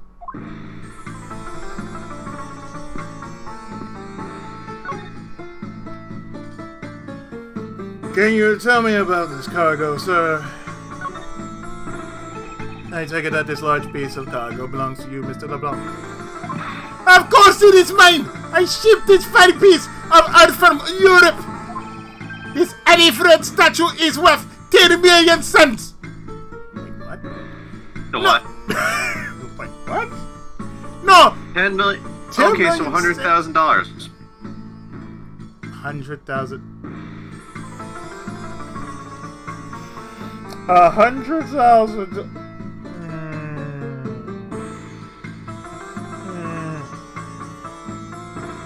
No! Maybe much more! Mr. LeBlanc's reason for choosing this plane must have been the large cargo. 10 million cents? I suggest you stop trying to calculate how many packets of noodles that makes, detective. Damn, how'd you know that? Zenigata. 100,000. Next. I feel like you keep getting better and better at seeing right through me every year. Though I grow with Ain't that hard. Not much to look at. seriously. Though I grow with each revolution of the planet around the sun. I have the distinct impression he continues to madly spin in place. Hey, Mr. Edgeworth, that 10 million cents, is that in euros or in dollars?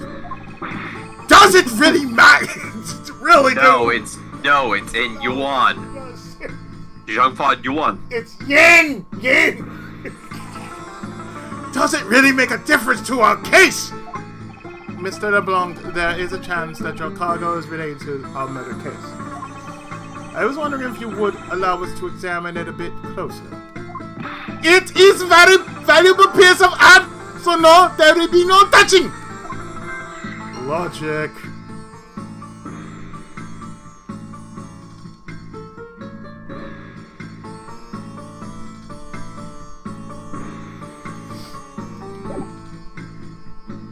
Oh no. No. No. No. Oh god, no. If we were to connect the smuggling with the valuable piece of art, oh god, no. No.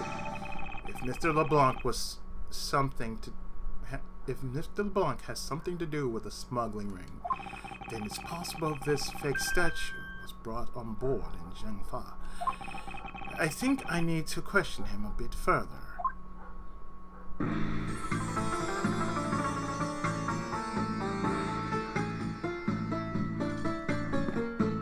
Your witness? About that valuable artwork.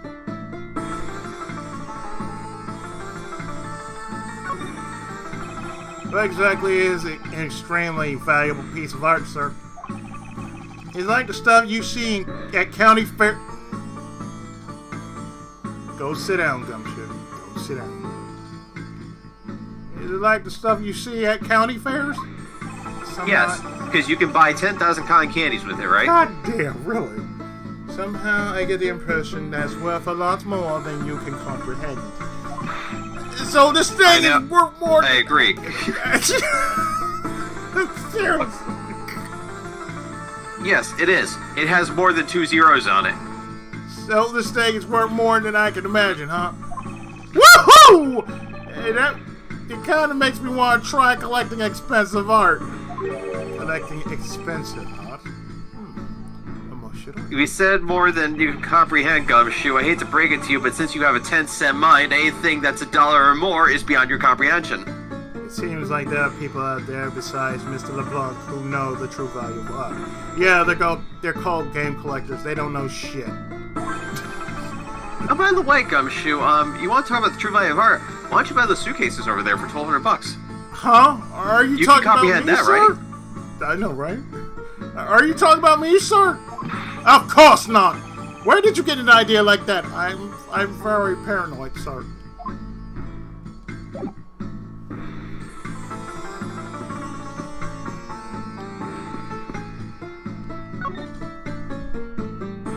About this fake statue. About your statue, Mr. LeBlanc. I wonder if it might be a fake. What? How dare you say my artifact? I suspect that your statue might be the target of an international smuggling ring. Don't say such fantastical things! Those things would not dare! I have the certification of my cargo right here! You mean the cargo certification document? Mr. Why is it written in crayon? Mr. Zinc LeBlanc! Your name is as fake as you. Why didn't you say so, Arya? Please show it to us at once!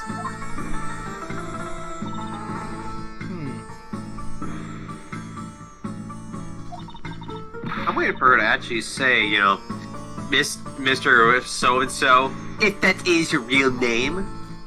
I know, right? I can't read this. What does it say? It says, plain as day, the cargo was put onto the plane in Europe. And there you have it, Reggie Mitsurugi, Most Edgeworth. Too bad for you. This statue was brought on board in Europe, just as states in the certificate. No, that's... Which means that there never was a window of time in which the statue wasn't sitting there. Arif Red certificate, seriously?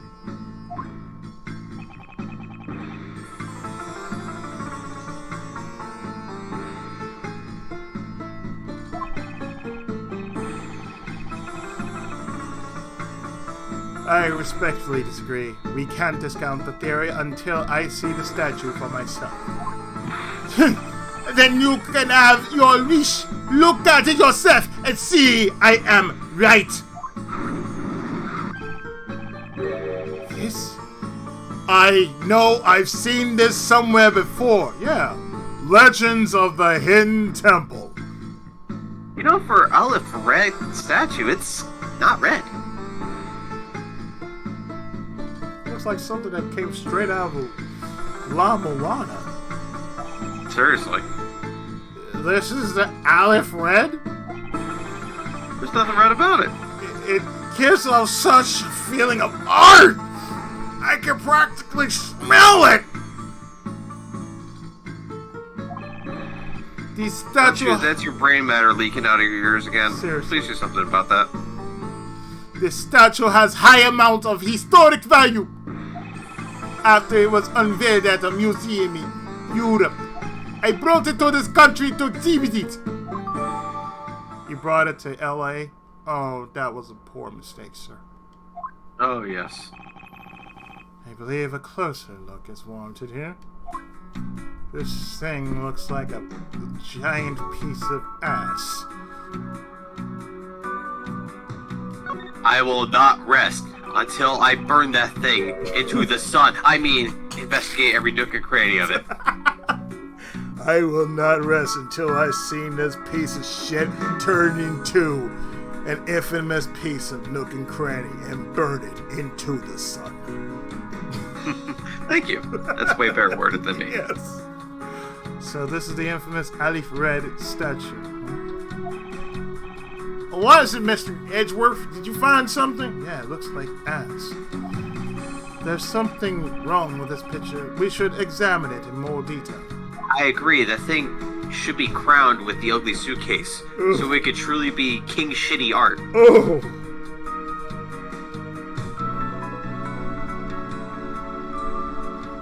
Okay, so I look at you.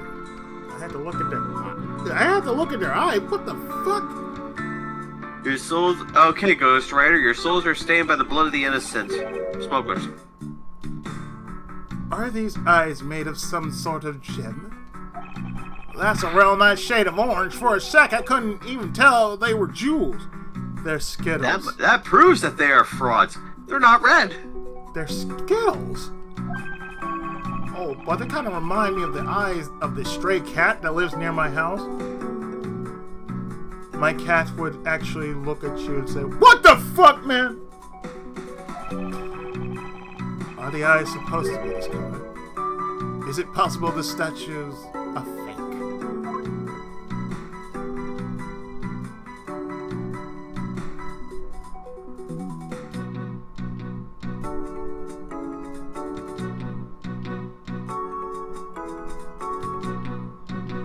No one's asked the obvious question yet.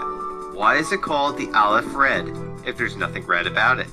Seriously, this thing looks like ass, sir.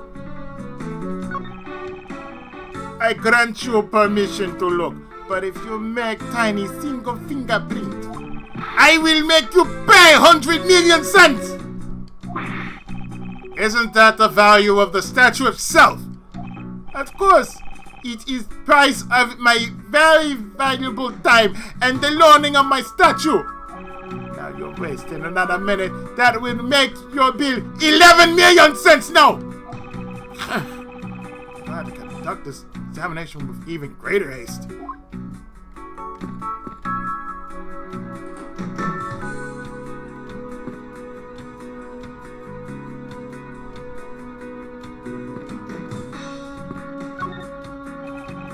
I won't rest until I've inspected every suspicious looking nook and cranny. And it looks weird enough as it is. And I will deduce.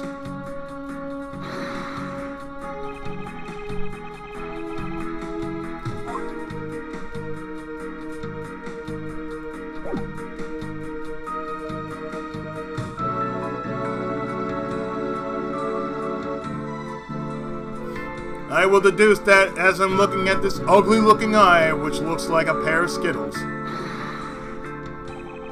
Eureka! This is ugly.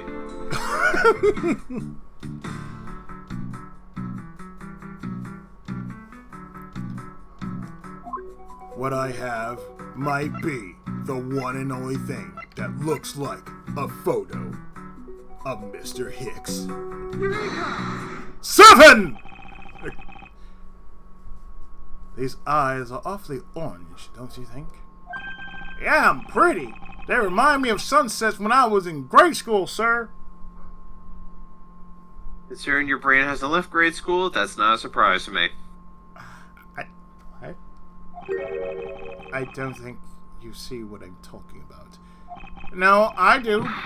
But it's really like the color of the sun when it's setting, sir. Ah, memories. I remember standing out in that field, spinning with my arms out until I fell ill, and I thought I was Wonder Woman. I don't care about sunsets. Focus, detective. What color are the eyes in this photo? Huh? Oh, they're red! As I Yes, thought. the olive red. This statue is a fake. Mr. LeBlanc. What do you want? Do you know I am a busy man? I allow you 2 seconds to throw your hands up! The olive red, I suppose this is your pride and joy, is it not? This is the biggest trophy on this European trip! Do you know why I wanted to possess this statue? The trigger started 70 years ago when I was called La Menza. Better grab a chair, sir. Sounds like this is gonna be a long story. Mr. LeBlanc, I regret to inform you, and you have my heartfelt sympathy, but... What is that? Sympathy? For what? The devil. You'll see. I'd like you to compare the eyes. You got had.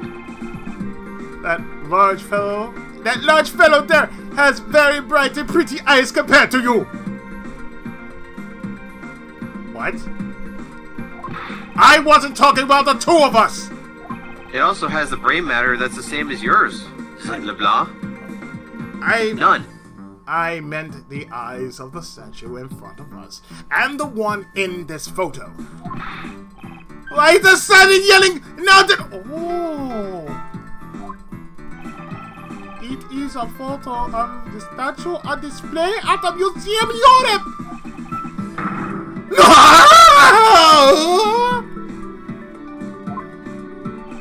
Now do you see, Mr. LeBlanc? The statue before us is a fake.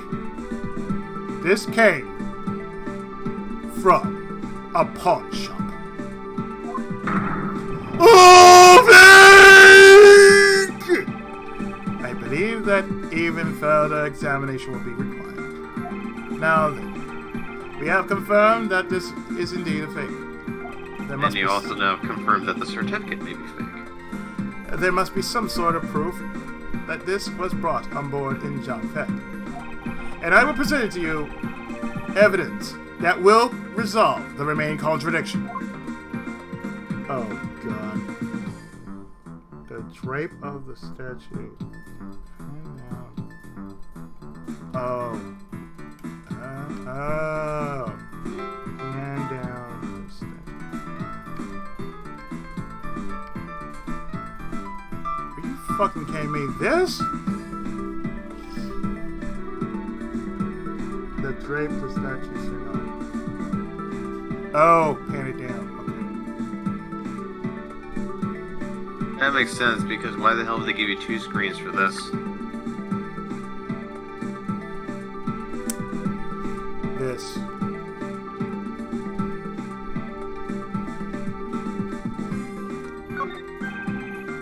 What's this?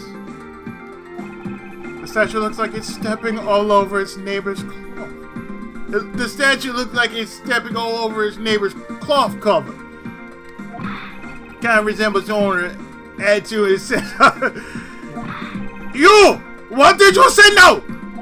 Further, my clothing's hem is not being stepped on by anyone. It is too expensive for me to allow that to happen. Please forgive the trespasses of my subordinate. Why should I forgive if the trespasses? What? Unless it is an expensive dress, you keep it. What?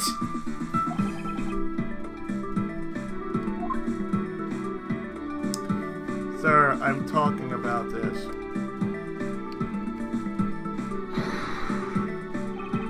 Is this spot somehow connected to the evidence angle? Well, I would think so. I mean, damn.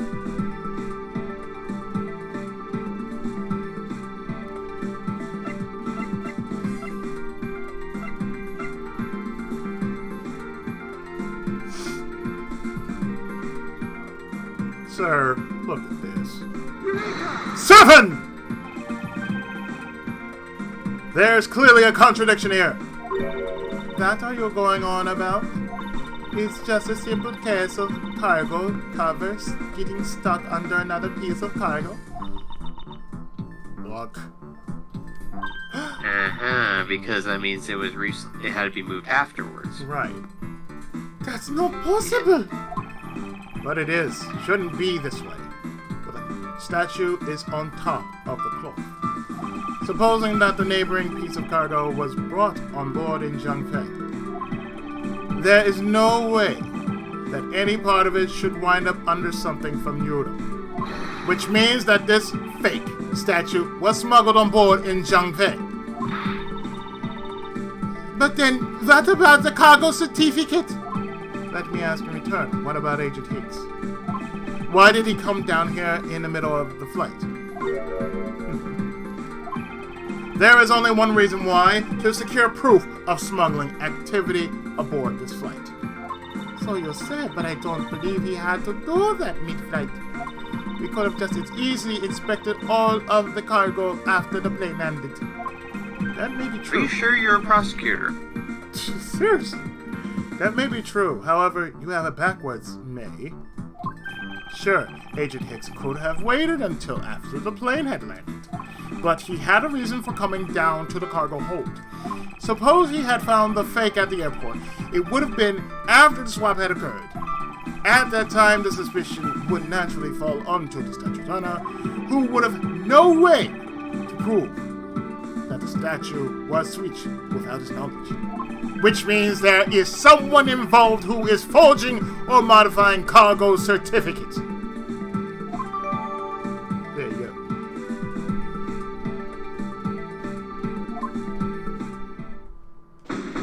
Think it must be you. Because I simply want it to be you. Seriously. I guess the victim knew the real version of this was gonna get nabbed, huh? Yes. Well, this photo could be seen as nothing more than a simple souvenir. It was in fact taken to be used as reference document later on.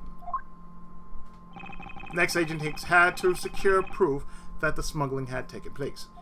He came down here to take a picture of the cargo hold. A rather empty one at that. Rather, before the fake statue could be loaded on board. A photo of the hold missing a valuable piece of cargo would have been proof enough. After that, all he had to do was hold the Zhangfei cargo crew and arrest the smuggler. Exactly. This only goes to prove my theory. If the statue was not in the cargo hold during the Europe-Zhangfei leg of the trip, there would have been enough height from Agent Hicks could have fallen to his death. Officer! Move this statue immediately! How? I want a thorough examination of the floor underneath now! I want a full body cavity search on the statue. Miss Von Karma, I'm ready to report my findings. Go on. After moving the Aleph Red statue out of the way, we tested the area under it with luminol, and there was a reaction. I see it. That was a reaction to luminol. An indication. And we have determined that this statue is indeed not red. Indeed. An indication that there that's was huge. blood in that spot.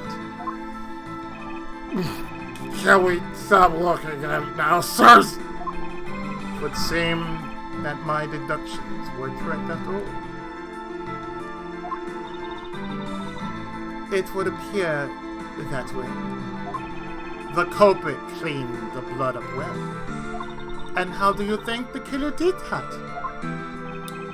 How did the killer clean up with all that blood?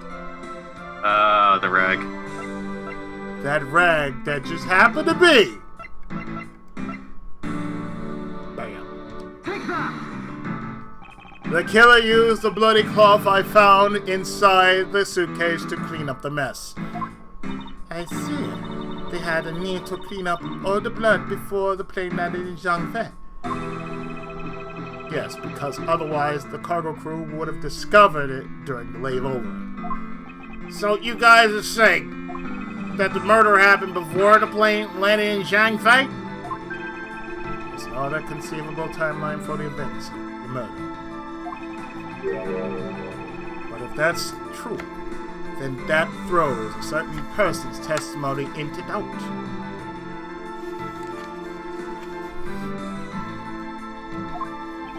If the murder occurred before we landed in Zhangfei, then this becomes highly suspect.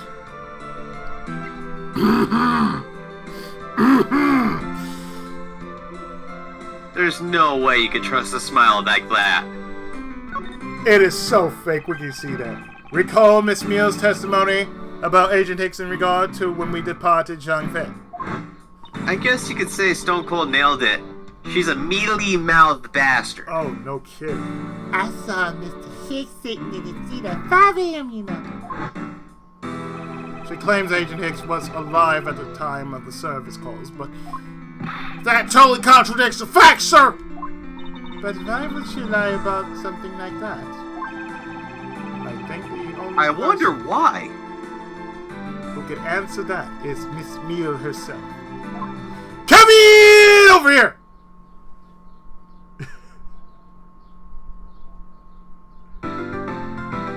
Yep. Oh, 'cause we already know what's gonna happen. Oh, we got it all. Oh shit, we got it all. The nail in the coffin.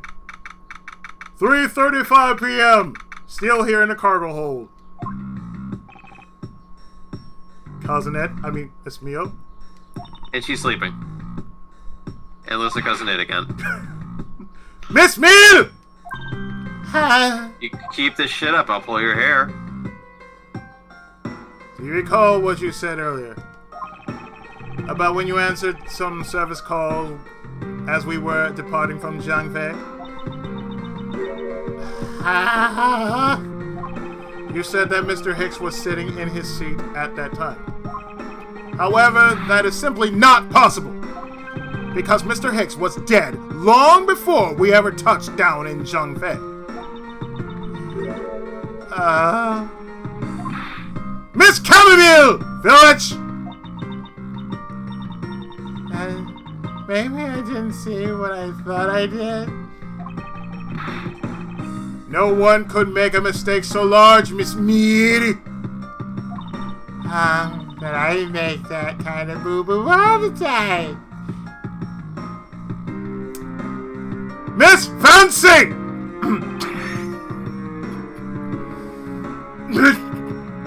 How can you trust a smile like that? This is going nowhere.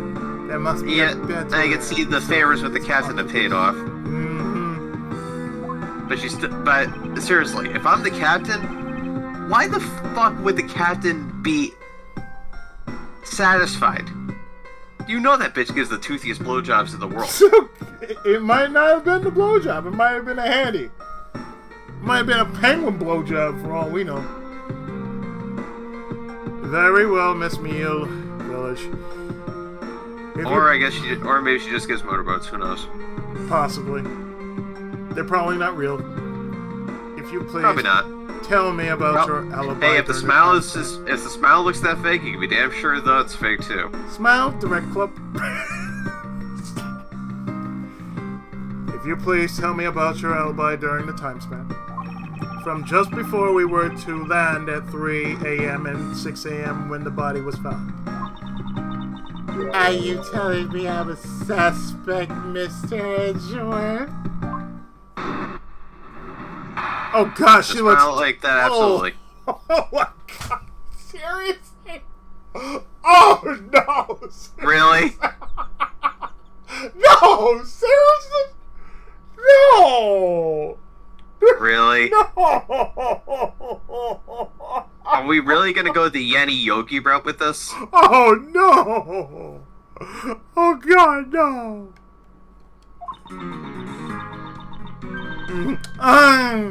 Yeah. From 3 to 4 hours. And the flight attendants room all by my lonesome self. I was diddling. Oh yeah. And from 5 to 6 I was Really? in the flight attendant's room all by my lonesome self again, diddling. How how is a man supposed to react to a testimony like that? Miss Mia, wake up! God!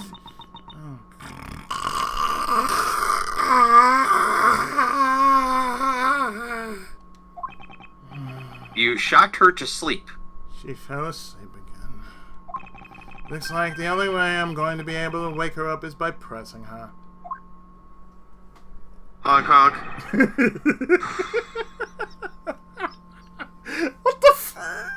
What the fuck is this? You could always try slapping her in the face with her own hair. Seriously! What the fuck is with... Can you press that part? Oh yeah. Press it. Like, really? Hold it. What do you mean by? Yeah.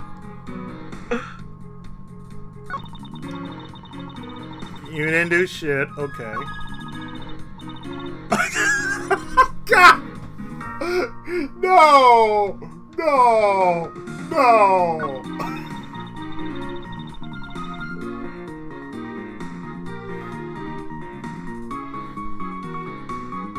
So you're telling me you want me to Hold it! Seriously. So you were alone the entire time, were you? Did we? Yeah, no one else even popped their head in to say hi. Not even a dick for me to suck. It was boring. Oh? Well, I just think a contradiction just popped in to say hi. What should I do? Should I raise an objection? Oh, God. Yes, raise an objection. Please raise an objection. Please, for the love of God. Miss Meal, there's a clear contradiction embedded in your testimony. Her testimony is completely contradictory. Her existence is contradictory. God, what are you talking about? It's not possible that you were alone in the attendance room the whole time from 5 to 6 a.m.? Because of this right here. This sad piece of shit right here. Take that! I wonder if you would be so kind as to take a look at this receipt, Miss Meal Village. Huh? Receipt for what? It's for the suitcase Miss Tenero brought. Now, if I may direct your attention to the timestamp. As you can see, it clearly says 5:40 a.m. Miss Tenero. Yes? Huh? Why is the killer here? I thought you have her locked up by now. I requested that she be present as a witness so that we may straighten out your complex lie. Now then, Miss Tenero, between the hours of 5 and 6 a.m., you took a trip from first class down to your first floor in-flight shop, correct? Yes, I went to the shop to buy a suitcase. After which, I went straight to the attendance room to drop it off. And did you see Miss Meal there at that time? No. So, Miss Meal, where were you between the hours of 5 and 6 a.m.? I was kind of worried that we were actually using someone who's a suspect as a reliable witness. Because technically, at this point, she shouldn't be Oh, God, no. considered credible. Miss Solid scenario. Cavalier! Of course, Mila looks stupid, but hey. Seriously. No amount of sleeping is gonna get you out of this one, bitch. Miss Cavalier Village! Huh? Hey, You know what you need? Maybe what Edgeworth needs to do is not yell at her. Just take a wad of bills and double slap her. Bathroom? I'll be the one to ask the questions here. Yeah, maybe that's it. I probably just missed her. Nature calls, you know. You take me for a fool. That's a little too convenient to be true. But it's the truth. Cross my heart. Cross my bra. And you were in there for an hour. I don't have enough conclusive proof to counter-argue her at this stage. You don't believe me, do you? But please, won't you give me a chance and hear me out? I'm drowsy. Reason for suspicion. Look, I know you're suspecting me because I'm one of the crew. But think then maybe you should also suspect Miss Rhoda too. She's the one in charge of the elevator key card in the shop, you know. If you ask me, that makes her super suspicious.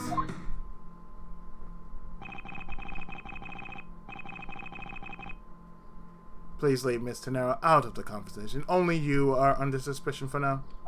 I don't get it. Why are you covering for Miss Rhoda all of a sudden? Oh, now I get it. Maybe you've got your eye on Miss Rhoda. Of course I'm keeping an eye on her.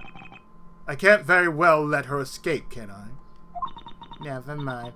But you want to know something? Miss Rhoda actually kind of I have absolutely no interest in people who can't appreciate my sense of design. True. He just called your shit hideous. Now it's not the time for this sort of talk. Rebut all!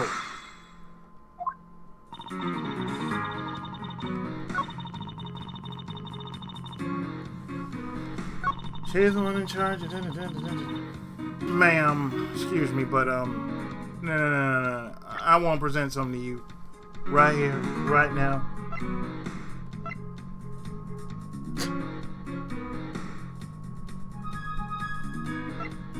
What the fuck is this?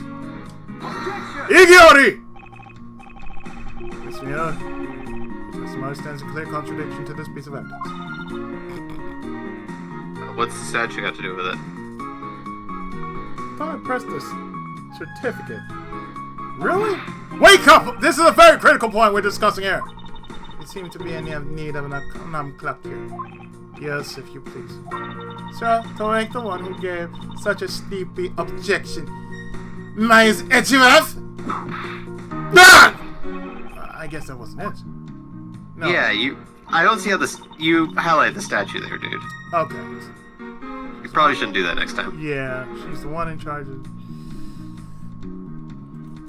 Okay. Not the statue. Okay. It's a certificate.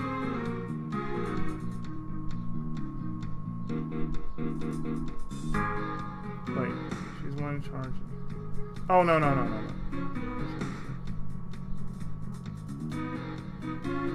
I think you're getting a little ahead No. of yourself. No. It's press, not... Hold it! No, you're definitely getting ahead of yourself. Yeah. And what are you in charge of, Miss Mute? I take care of the attendance room. That doesn't count! Bathroom. But I spend such much time in there, might as well be my responsibility. Mr. Edgeworth Kami's very talented in languages. Yeah, her language is...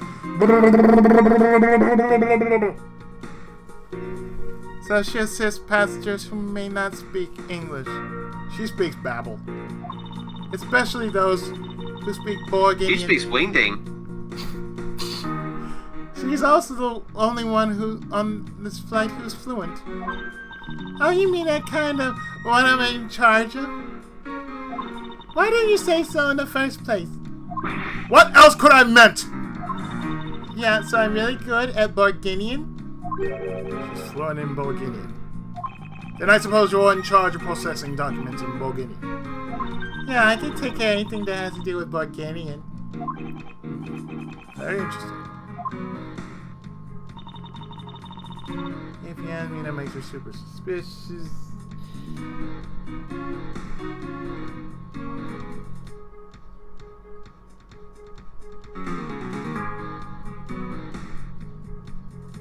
Did that just add something to her testimony or no? It should. All I'm in charge of is... So. Yeah, there it is. All I'm in charge of are the attendance room and some Borginian stuff. Now I present this. Now you can present the certificate, I'm sure. Yeah.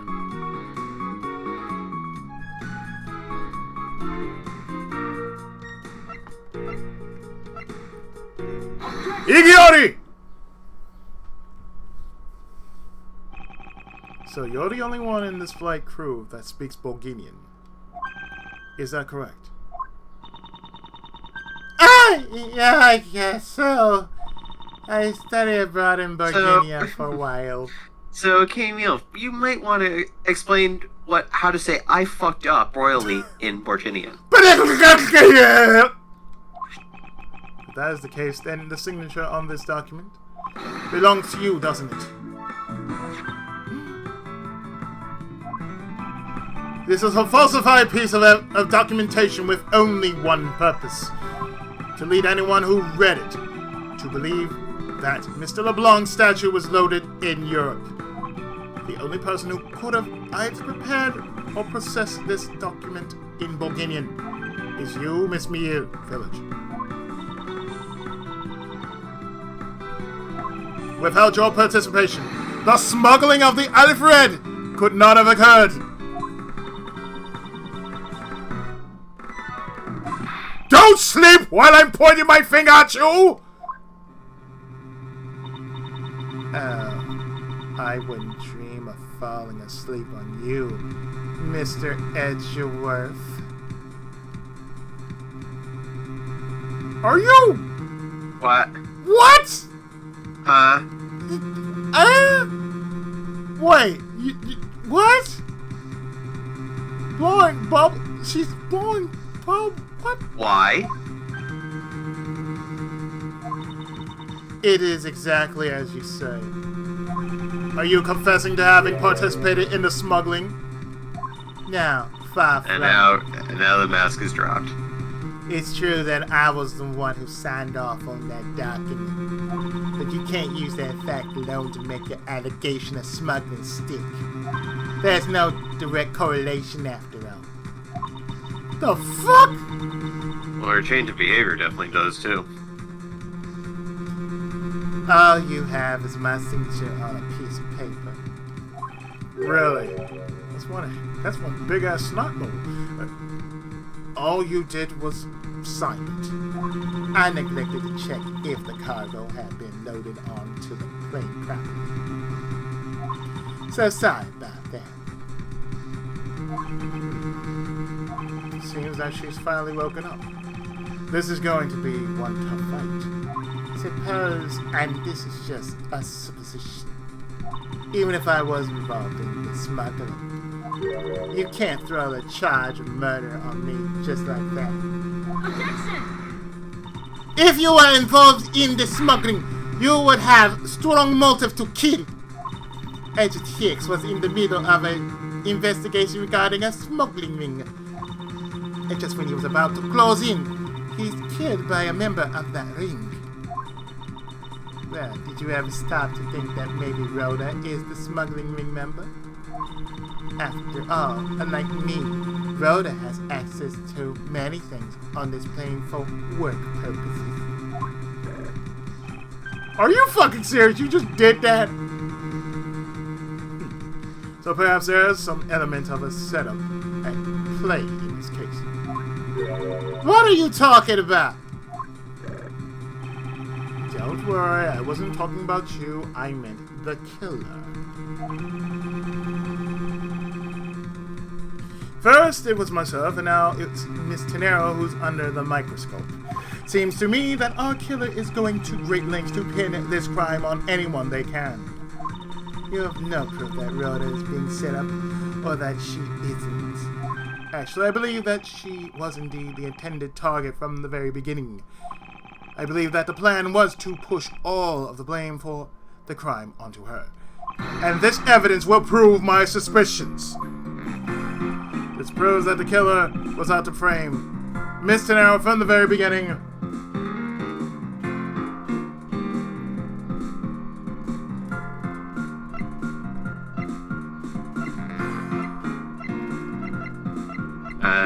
Is it the statue? Nope. I mean the piggy bank. I should have it on What? You're not gonna tell me it's a horrific suitcase, is it?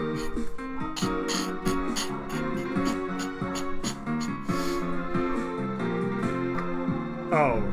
I'm gonna say it's the piggy bank. The planted weapon. The piggy bank? You really think it's piggy bank? I'm guessing it's a... What, it doesn't tell you? I thought you were using a walkthrough. I am using walkthrough. I'm taking a guess that's the piggy bank.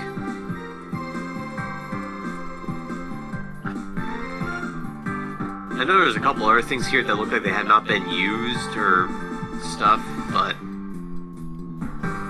This proves that the... Okay, this proves. And honestly, it makes sense. You call it the murder weapon. You put it such that only one person could access it with a key. She mans the shop. Take that!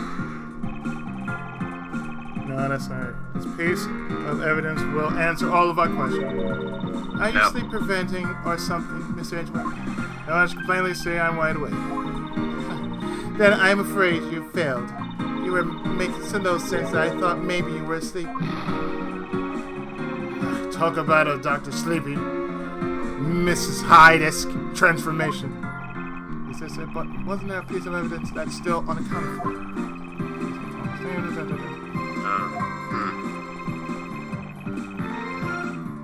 I know there's a few there that I don't think have been used in a while, but I'm not sure.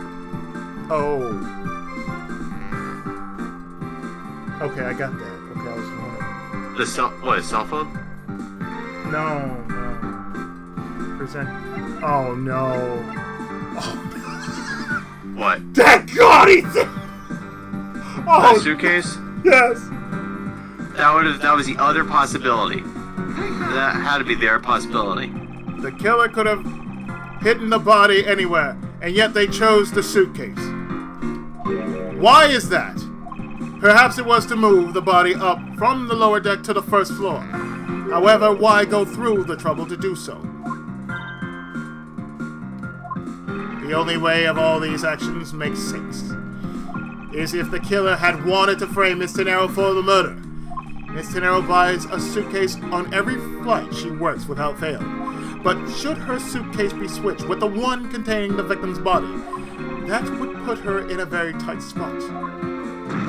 Unfortunately for the killer, the turbulence put an end to that plan.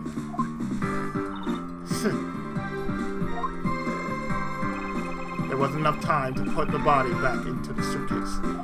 Ergo, they made do with whoever was at hand, adapted their plan, and tried to frame me as I lay unconscious on the floor from the turbulence. The killer then went to hide the suitcase in the in-flight shop and brought the piggy bank back to the elevator in order to fabricate a false weapon. A lot of work for a fruitless endeavor, would you? Sounds like the killer had a tough time too, huh?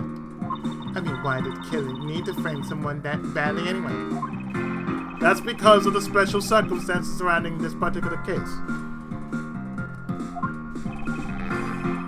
What special circumstance did the killer need for the killer?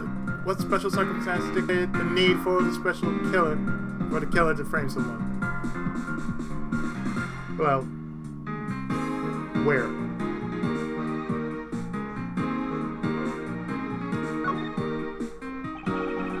The special circumstance is simply that the murder took place on a plane mid-flight. No matter which country's customs is quite strict in this day and age. So no matter what you do, the chances that the body will be found is very high. Therefore, there will be no chance but to frame either Miss Tenero or myself. In other words, the only one who fits within the boundaries of the criminal's movements is not Miss Tenero or myself, but you, Miss Camille Village. Only you and you alone could be the killer.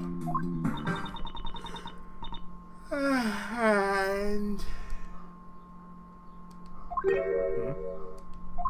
Are you done already? I was about to fall asleep again. Anyway, let's be honest here. You don't have anything on me other than a whole lot of circumstantial evidence.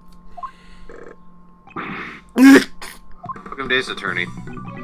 I can see the outline of how the murder occurred, but I have no definitive evidence. And there isn't a piece of evidence that's still unaccounted for. something that I still can't quite fit into the big picture. Oh, there he is.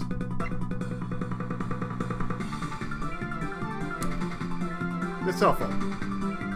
Take that! Mm-hmm. I don't have any actual evidence. Unless if it's logged. I thought not. But that's because it went missing and it still is. Missing? What do you mean by that? In this complex puzzle that is this case, there was one piece I kept getting stuck on. And that is the victim's cell phone. May, you were waiting at the airport for a call from Agent Hicks' cell phone. Or at least, that's what you told me. That's right. But Agent Hicks' cell phone could not be found at the crime scene. You mean the killer took the phone with him? Precisely. I suspect that if we were to find that phone, it will lead us to the killer. Come on, get serious. Case number 2! If the victim fell to his death from that height, wouldn't his phone break as well? We won't know that until we try a little experiment, will we? Are we gonna hear the Steel Samurai here? May, I'd like to ask for your assistance. You know the victim's phone number, do you not? Of course I do.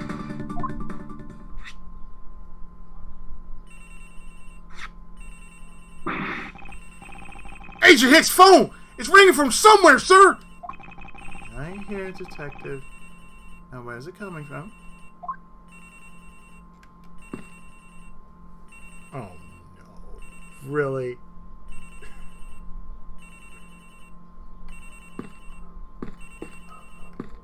Oh, no. We're seriously gonna do this shit?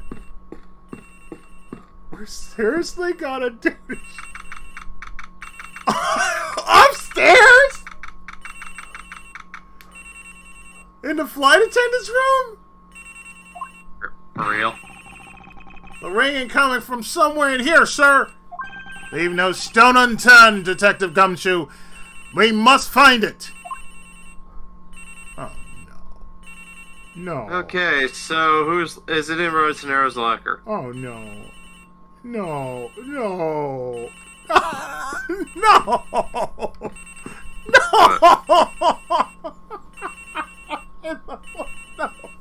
Oh, God. No. The ringing's coming from in here, sir. What? No, it can't be. This has got to be the victim's cell phone.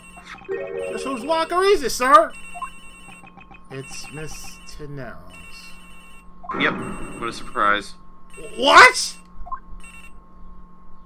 Actually, wouldn't that just solidify the whole framing thing? I know, right?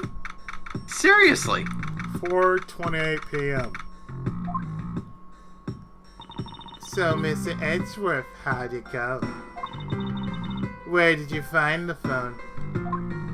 I found it in the flight attendant's room, in Miss Tenero's locker. What? But... Rosa Tenero! I don't know anything about the phone. It wasn't me. It wasn't me. Miss Von Karma, was it? I suggest you arrest Miss Rosa Tenero right away. Objection! Iggy! Wait. Actually, then, the objection can be made that if that's there and the key card's missing... Oh, God. I know where you're going with this. Oh, God. I know where you're going with this. Wait. I have a theory. This is related to the incident with the key card. When the killer went to steal the key card, they conveniently stashed the cell phone in Miss Tenero's locker at the same time. Objection! This is related to the key card, alright. In the same way that we have zero proof that the killer did just that. Ish. The only voice that sings the truth is evidence. That is the one bird we cannot ignore. I wish it was a songbird.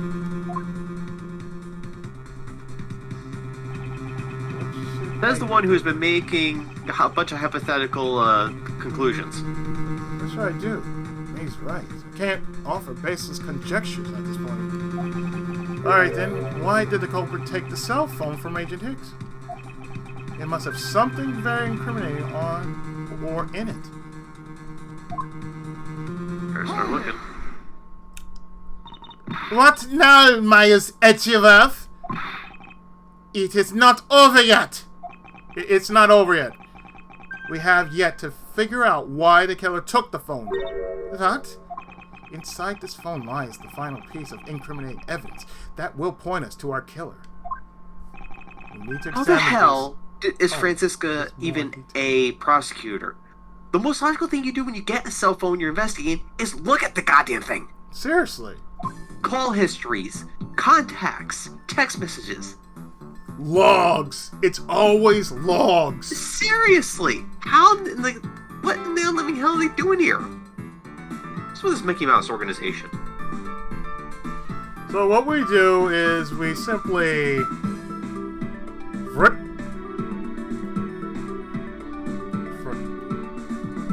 That's what we do. Photos. It's a camera lens.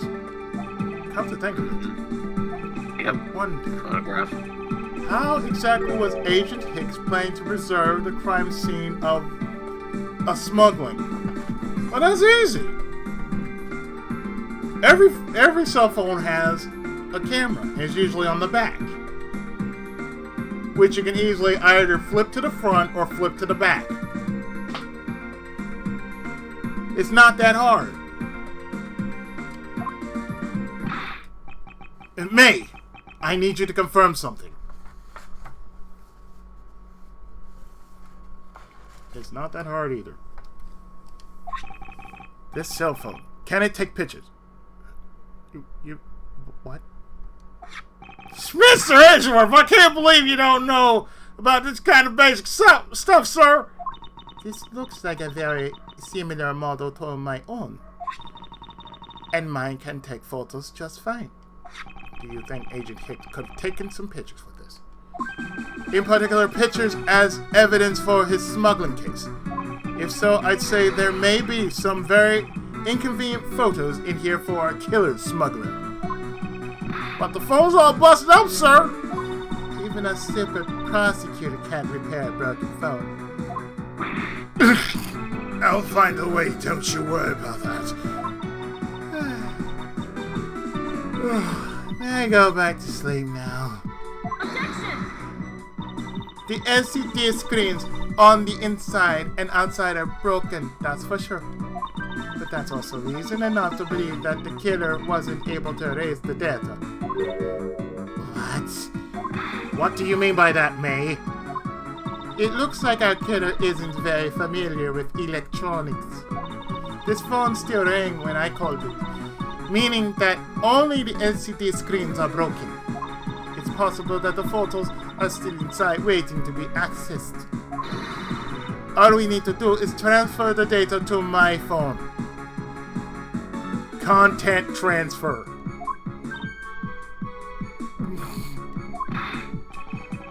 May, your phone, if you please. Very well. It's transferring. Alright, displaying it now.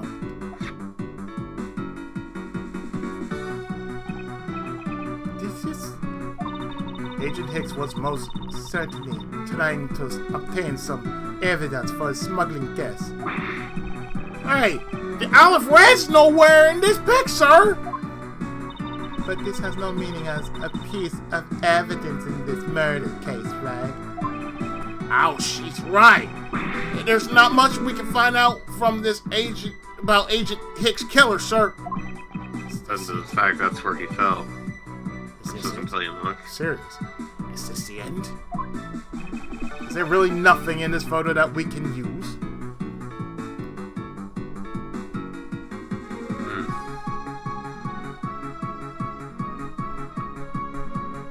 Come to think of it, wasn't there a gigantic thing next to it too? You noticed that too. Yeah, there was. I thought there was two gigantic pieces of cargo, not one. Bed sheets? No, not bed sheets. But yeah, those boxes over there definitely would be the most suspicious thing. The 4 boxes to the bottom right. I'm thinking the 4 boxes are definitely questionable. The 4 boxes to the right, yeah.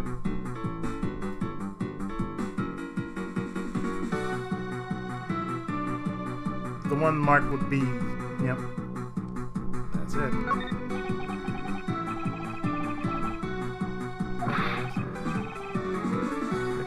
The guardrail is entirely too low. I almost fall to my death. I think. However, I was saved in a miracle-like manner. Perhaps that is what to run away from the death by the skin of one's gum means. Trying to narrowly escape death by the skin of one's teeth, Shakespeare. Now then, there must be something in this photo. Yeah. It's like you highlighted the guardrail by accident. It's this. Yeah. What's all this? Looks Borginian too, by the way. Yeah, with the Can't bees on read it. Oh, they are cargo ship from Bourguignon to Zhangfei. So the reason they aren't here now is that they were dropped off in Zhangfei. Mr. LeBlanc, can you tell me the contents of these boxes? Unfortunately, there is no English written on them anywhere. Oh, one cluster of boxes is written in Bourguignon. It says... It says cloth in English. Cloth? Could it be... Is this where the kid... Borginian cloth. What is that, Carifes? Miss Miru? Village? Yes. It appears that Agent Hicks was no ordinary investigator. He left us with a piece of evidence after all. A striking piece that will point out who his killer is. Ha! Maybe you shouldn't force your mistaken readings of a simple picture, Mr. Edgeworth. The Bourguignon cloth and this piece of evidence will point us straight to the killer.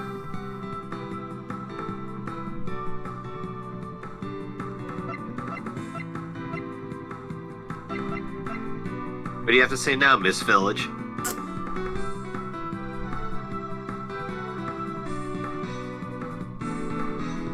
Bitch, look at this.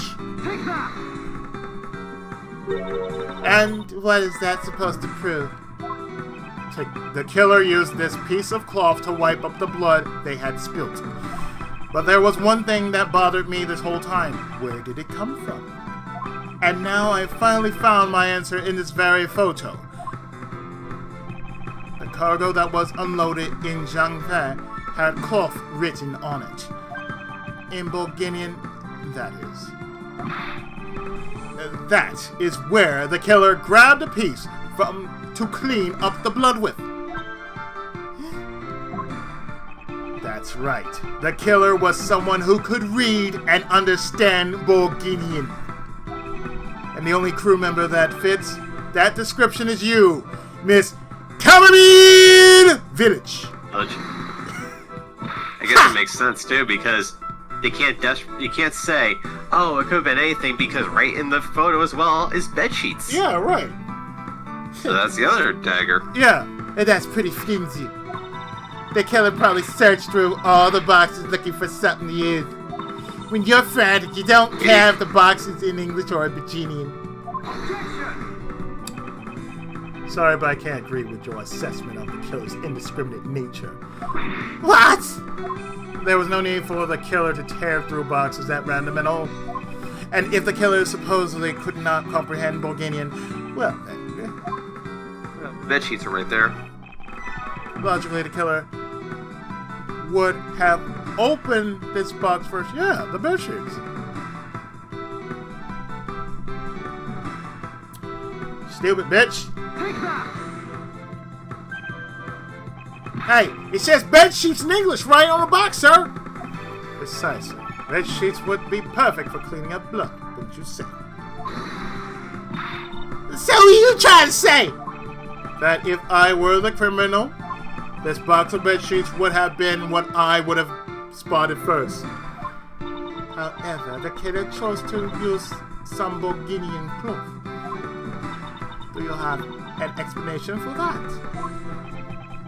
The killer didn't want anyone to know what the real scene of the crime was. His cargo.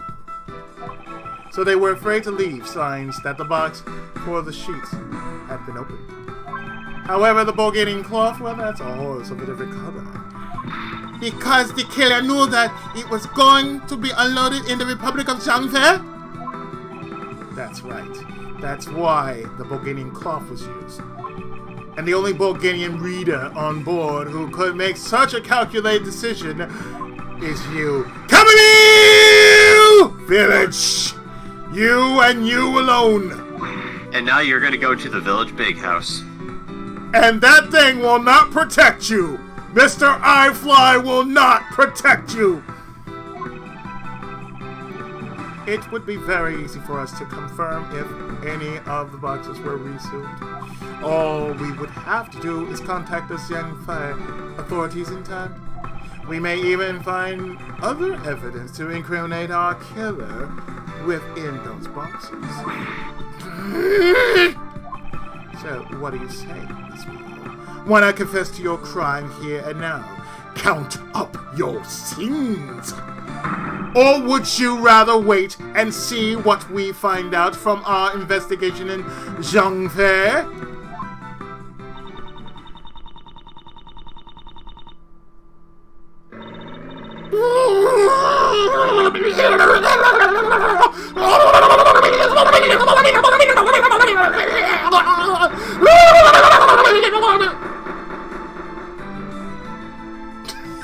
The fuck was all this fucking bubble?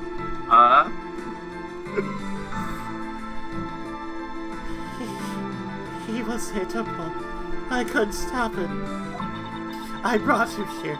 He started taking pictures. I couldn't be found out. I was scared. I was in trouble.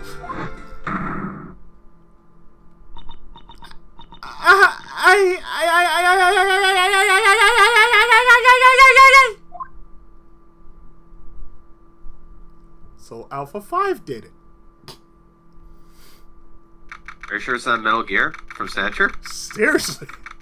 I. 5:22 p.m. Still in lodge. Can we get out of here now? We finished making all the arrangements to take the suspect in, sir.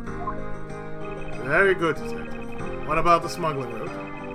Did she say anything about that? They're taking her down to the precinct now. Hopefully we can get more out of her there. Whenever we approached the topic, she just started foaming at the mouth. It was scary, sir. She probably wasn't prepared to commit a murder all of a sudden. One thing's for certain. The ring behind this whole mess means serious business. It looks like there's a lot more to this case than meets the eye. Da-da-da-da-da!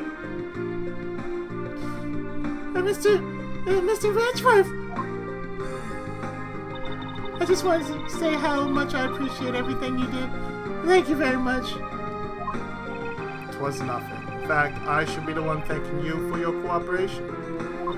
But truly, if it wasn't for you, I might not be here right now. I still might be making those gaudy-ass... Yes, we know, your gaudy-ass designs. We understand. Claptrap, was it? Yes, sir. Instead, I could continue to serve our passengers as a flight attendant. That'd be best. I hope that, well, please accept this as a token of my appreciation. Oh, God, no. No, not one of those things. No, as you know, give it to Gumshoe. That's... You get it. I see. You don't have to take it if you don't want it. I'll give it to Gumshoe. No, I mean I would never turn down a lady's generous offer. Oh, thank you. I'm sure it will serve you well. And remember, we here at iFly Airlines are always ready to serve, Mr. Mitsurugi. Thank you. I'll keep that in mind. Now I must bid you farewell. May all your skies be blue, no matter where you go.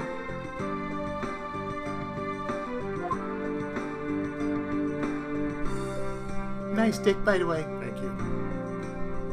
Really? I can't. The extreme bow.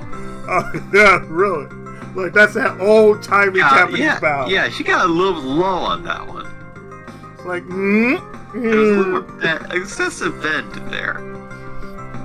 I can't believe we wound up investigating the whole day, sir, but boy, was it fun! Speak for yourself, my day was filled with earthquakes, elevators, and false charges. By the way, where's Francisca? Oh, she's filling out some customs paperwork for her departure. Departure? Yeah, Miss Von Karma's always really busy, sir. She's been flying from country to country to chase down some leads regarding her case. Detective, can you cancel the car I had you reserve earlier? You got it, sir!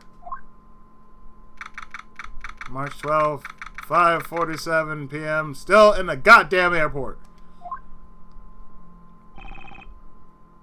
May. I thought I told you when you first landed. I have no time for idle chatter. I have no intention of wasting your time. However, it has been a while since we last met. I also have no time for such familiar reminiscences. Just who do you think I am? You're Oscar Langley, correct? Seriously? You are Captain Francisca. Commando. Yeah. You are Francisca Von Karma, a very proud prosecutor deserving of much respect. So do you, Oscar Langley. Until only a little while ago, I was but a wretched mutt who was always losing to you, not to just me. Also the Phoenix, right? Thank you. A dancing Piero, living her life on the name and fame her invincible father built. Formerly invincible. I'm sorry, you're invincible. You're invincible. Think, Francisca, think. Your father, Manfred von Karma, didn't lose a single case for 40 years as a prosecutor. It took my partner, Phoenix Wright, to bust his bubble. It took Phoenix Wright one case to beat you. However, I wouldn't say he was invincible. Oh, he was very invincible. What are you talking about? No, I'm talking about, bitch. The group I'm on a trail of is a little more troublesome than most. The smuggling route we found this time is only one sliver of the big picture. Sounds like a dangerous assignment. You really don't have to worry. I can take care of myself. I have holy water. But do you have a boomerang? Do you have the crash? No. Then you need help. Also, Francisca, please don't steal Miles Edgeworth's revival theme. You can use Vampire Killer instead. Use Bloody Tears instead. You can use the worst version of Bloody Tears, by the way. Yes, I suppose you can. Plus, there's another agent on this case with me. Oh? Another agent? He is a star among Interpol agents and has the highest successful arrest rate. Who knows? You may even run into that him guy, one isn't day. it? Oh God, no! I was simply caught up in this one case. Oh, I remember him. Oh no! You know who it is then? Oh. I know who it is. He's an interesting one. Oh man! I hardly see why we would cross paths. I suppose, but I doubt he would say the same. I'm not following. You'll understand soon enough. The fight has only just begun. Luigi Mitsurugi. I'll be back in this country soon enough, taking on another case against Phoenix Wright. And when I am, you can be sure I'll pay you back in full.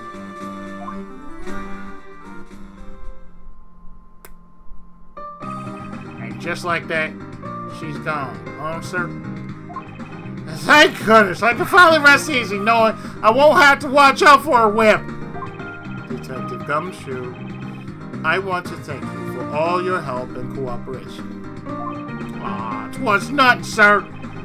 I was happy to be able to work with you again. I think I'm going to celebrate by adding a little extra salt to my instant noodles tonight. Wait, what? I'm going to celebrate by adding a little extra salt to my instant noodles tonight. Oh my god, no. Those things are salt bombs already. Seriously!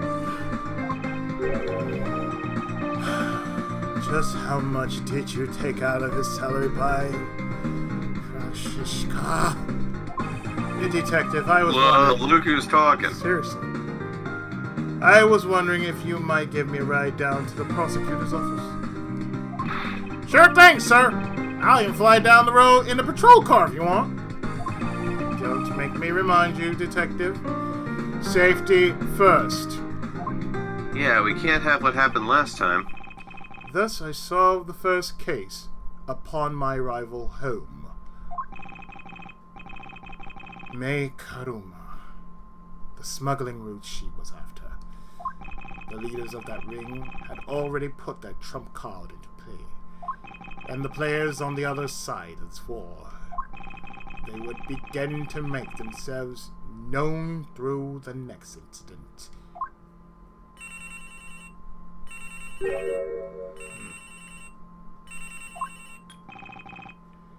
Mitsurugi speaking. Finally. I called who knows how many times earlier, but I couldn't get through. And you are... have you forgotten my voice, Miles, my boy?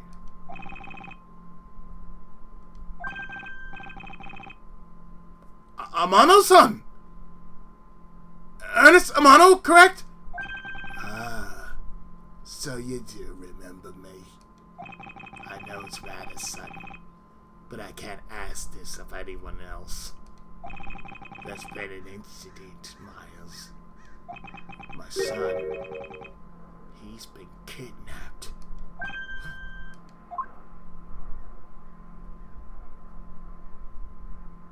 Oh! Seriously? And then we unlock the kidnapped turnabout, which I'm going to do next time.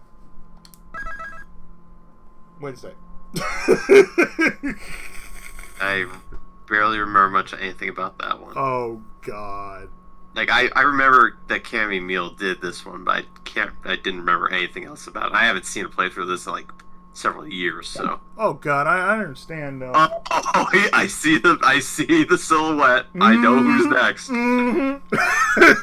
Oh, God. Yeah. Damn. Yeah, that's the shit. Oh, I even haven't filled out who's in this. Like, oh, no. Oh, no.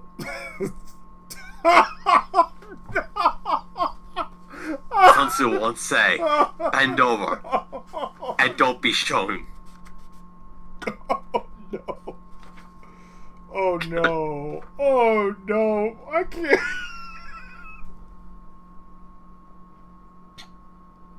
And I know who's coming back. Walk through it just like, oh, God, he's coming back. The dude's coming back. Oh, no. Do you know what this means? Oh, no. It's him who should not be there. It's he who should not be there. Oh, wait a minute. You're not gonna tell me. It's he who... Please don't tell me Beacons is involved. Or Red White. Oh, Or Larry Butts. Oh, he's there. That's Harry Butts, isn't it? No, it's not Butts. It's not Butts. It's vegans.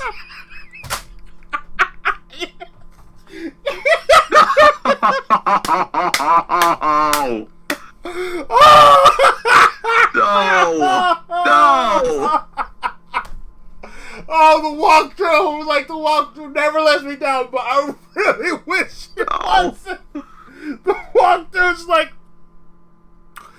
I was like, oh, when he came with a friend, oh no! I know who this friend is! Oh no! Oh no! I'm gonna think of it. I think I remember somebody else making a cameo in this case. Because I'm already looking at him like, oh no. Yeah, I remember. Oh, I'm starting to no. remember like a couple other characters making their appearance in this case. Yeah, but I'm One looking at- new, one blast from the past. Yes. Like I'm like, oh no. It's like no. I'm trying to think. God Oh damn it. God, no. God almighty. Oh no. I'm looking at it like, oh no. Oh no. It's Yeah. too much. I seem to remember. Oh, my heart says no. Don't do it. Don't No, do it. Izzy. Now I'm starting to remember some other things about this case. I just don't remember. I don't remember who the culprit is, though. Oh God, I just always look at it like, oh no. I always, like, oh no, I always see it's like you just tell as soon as I stream it, like all of a sudden, oh shit, seriously. Oh God. Okay, I'm in this stream. Oh my God. Oh God. But you're broken and you haven't even started the third case. Yeah. This is beautiful. Cause all I'm doing is like I'm just reading it. It's like, oh, I'm reading up on the case. Like, oh shit. Eesh. Oh no. Oh, it's right there. Oh God, no.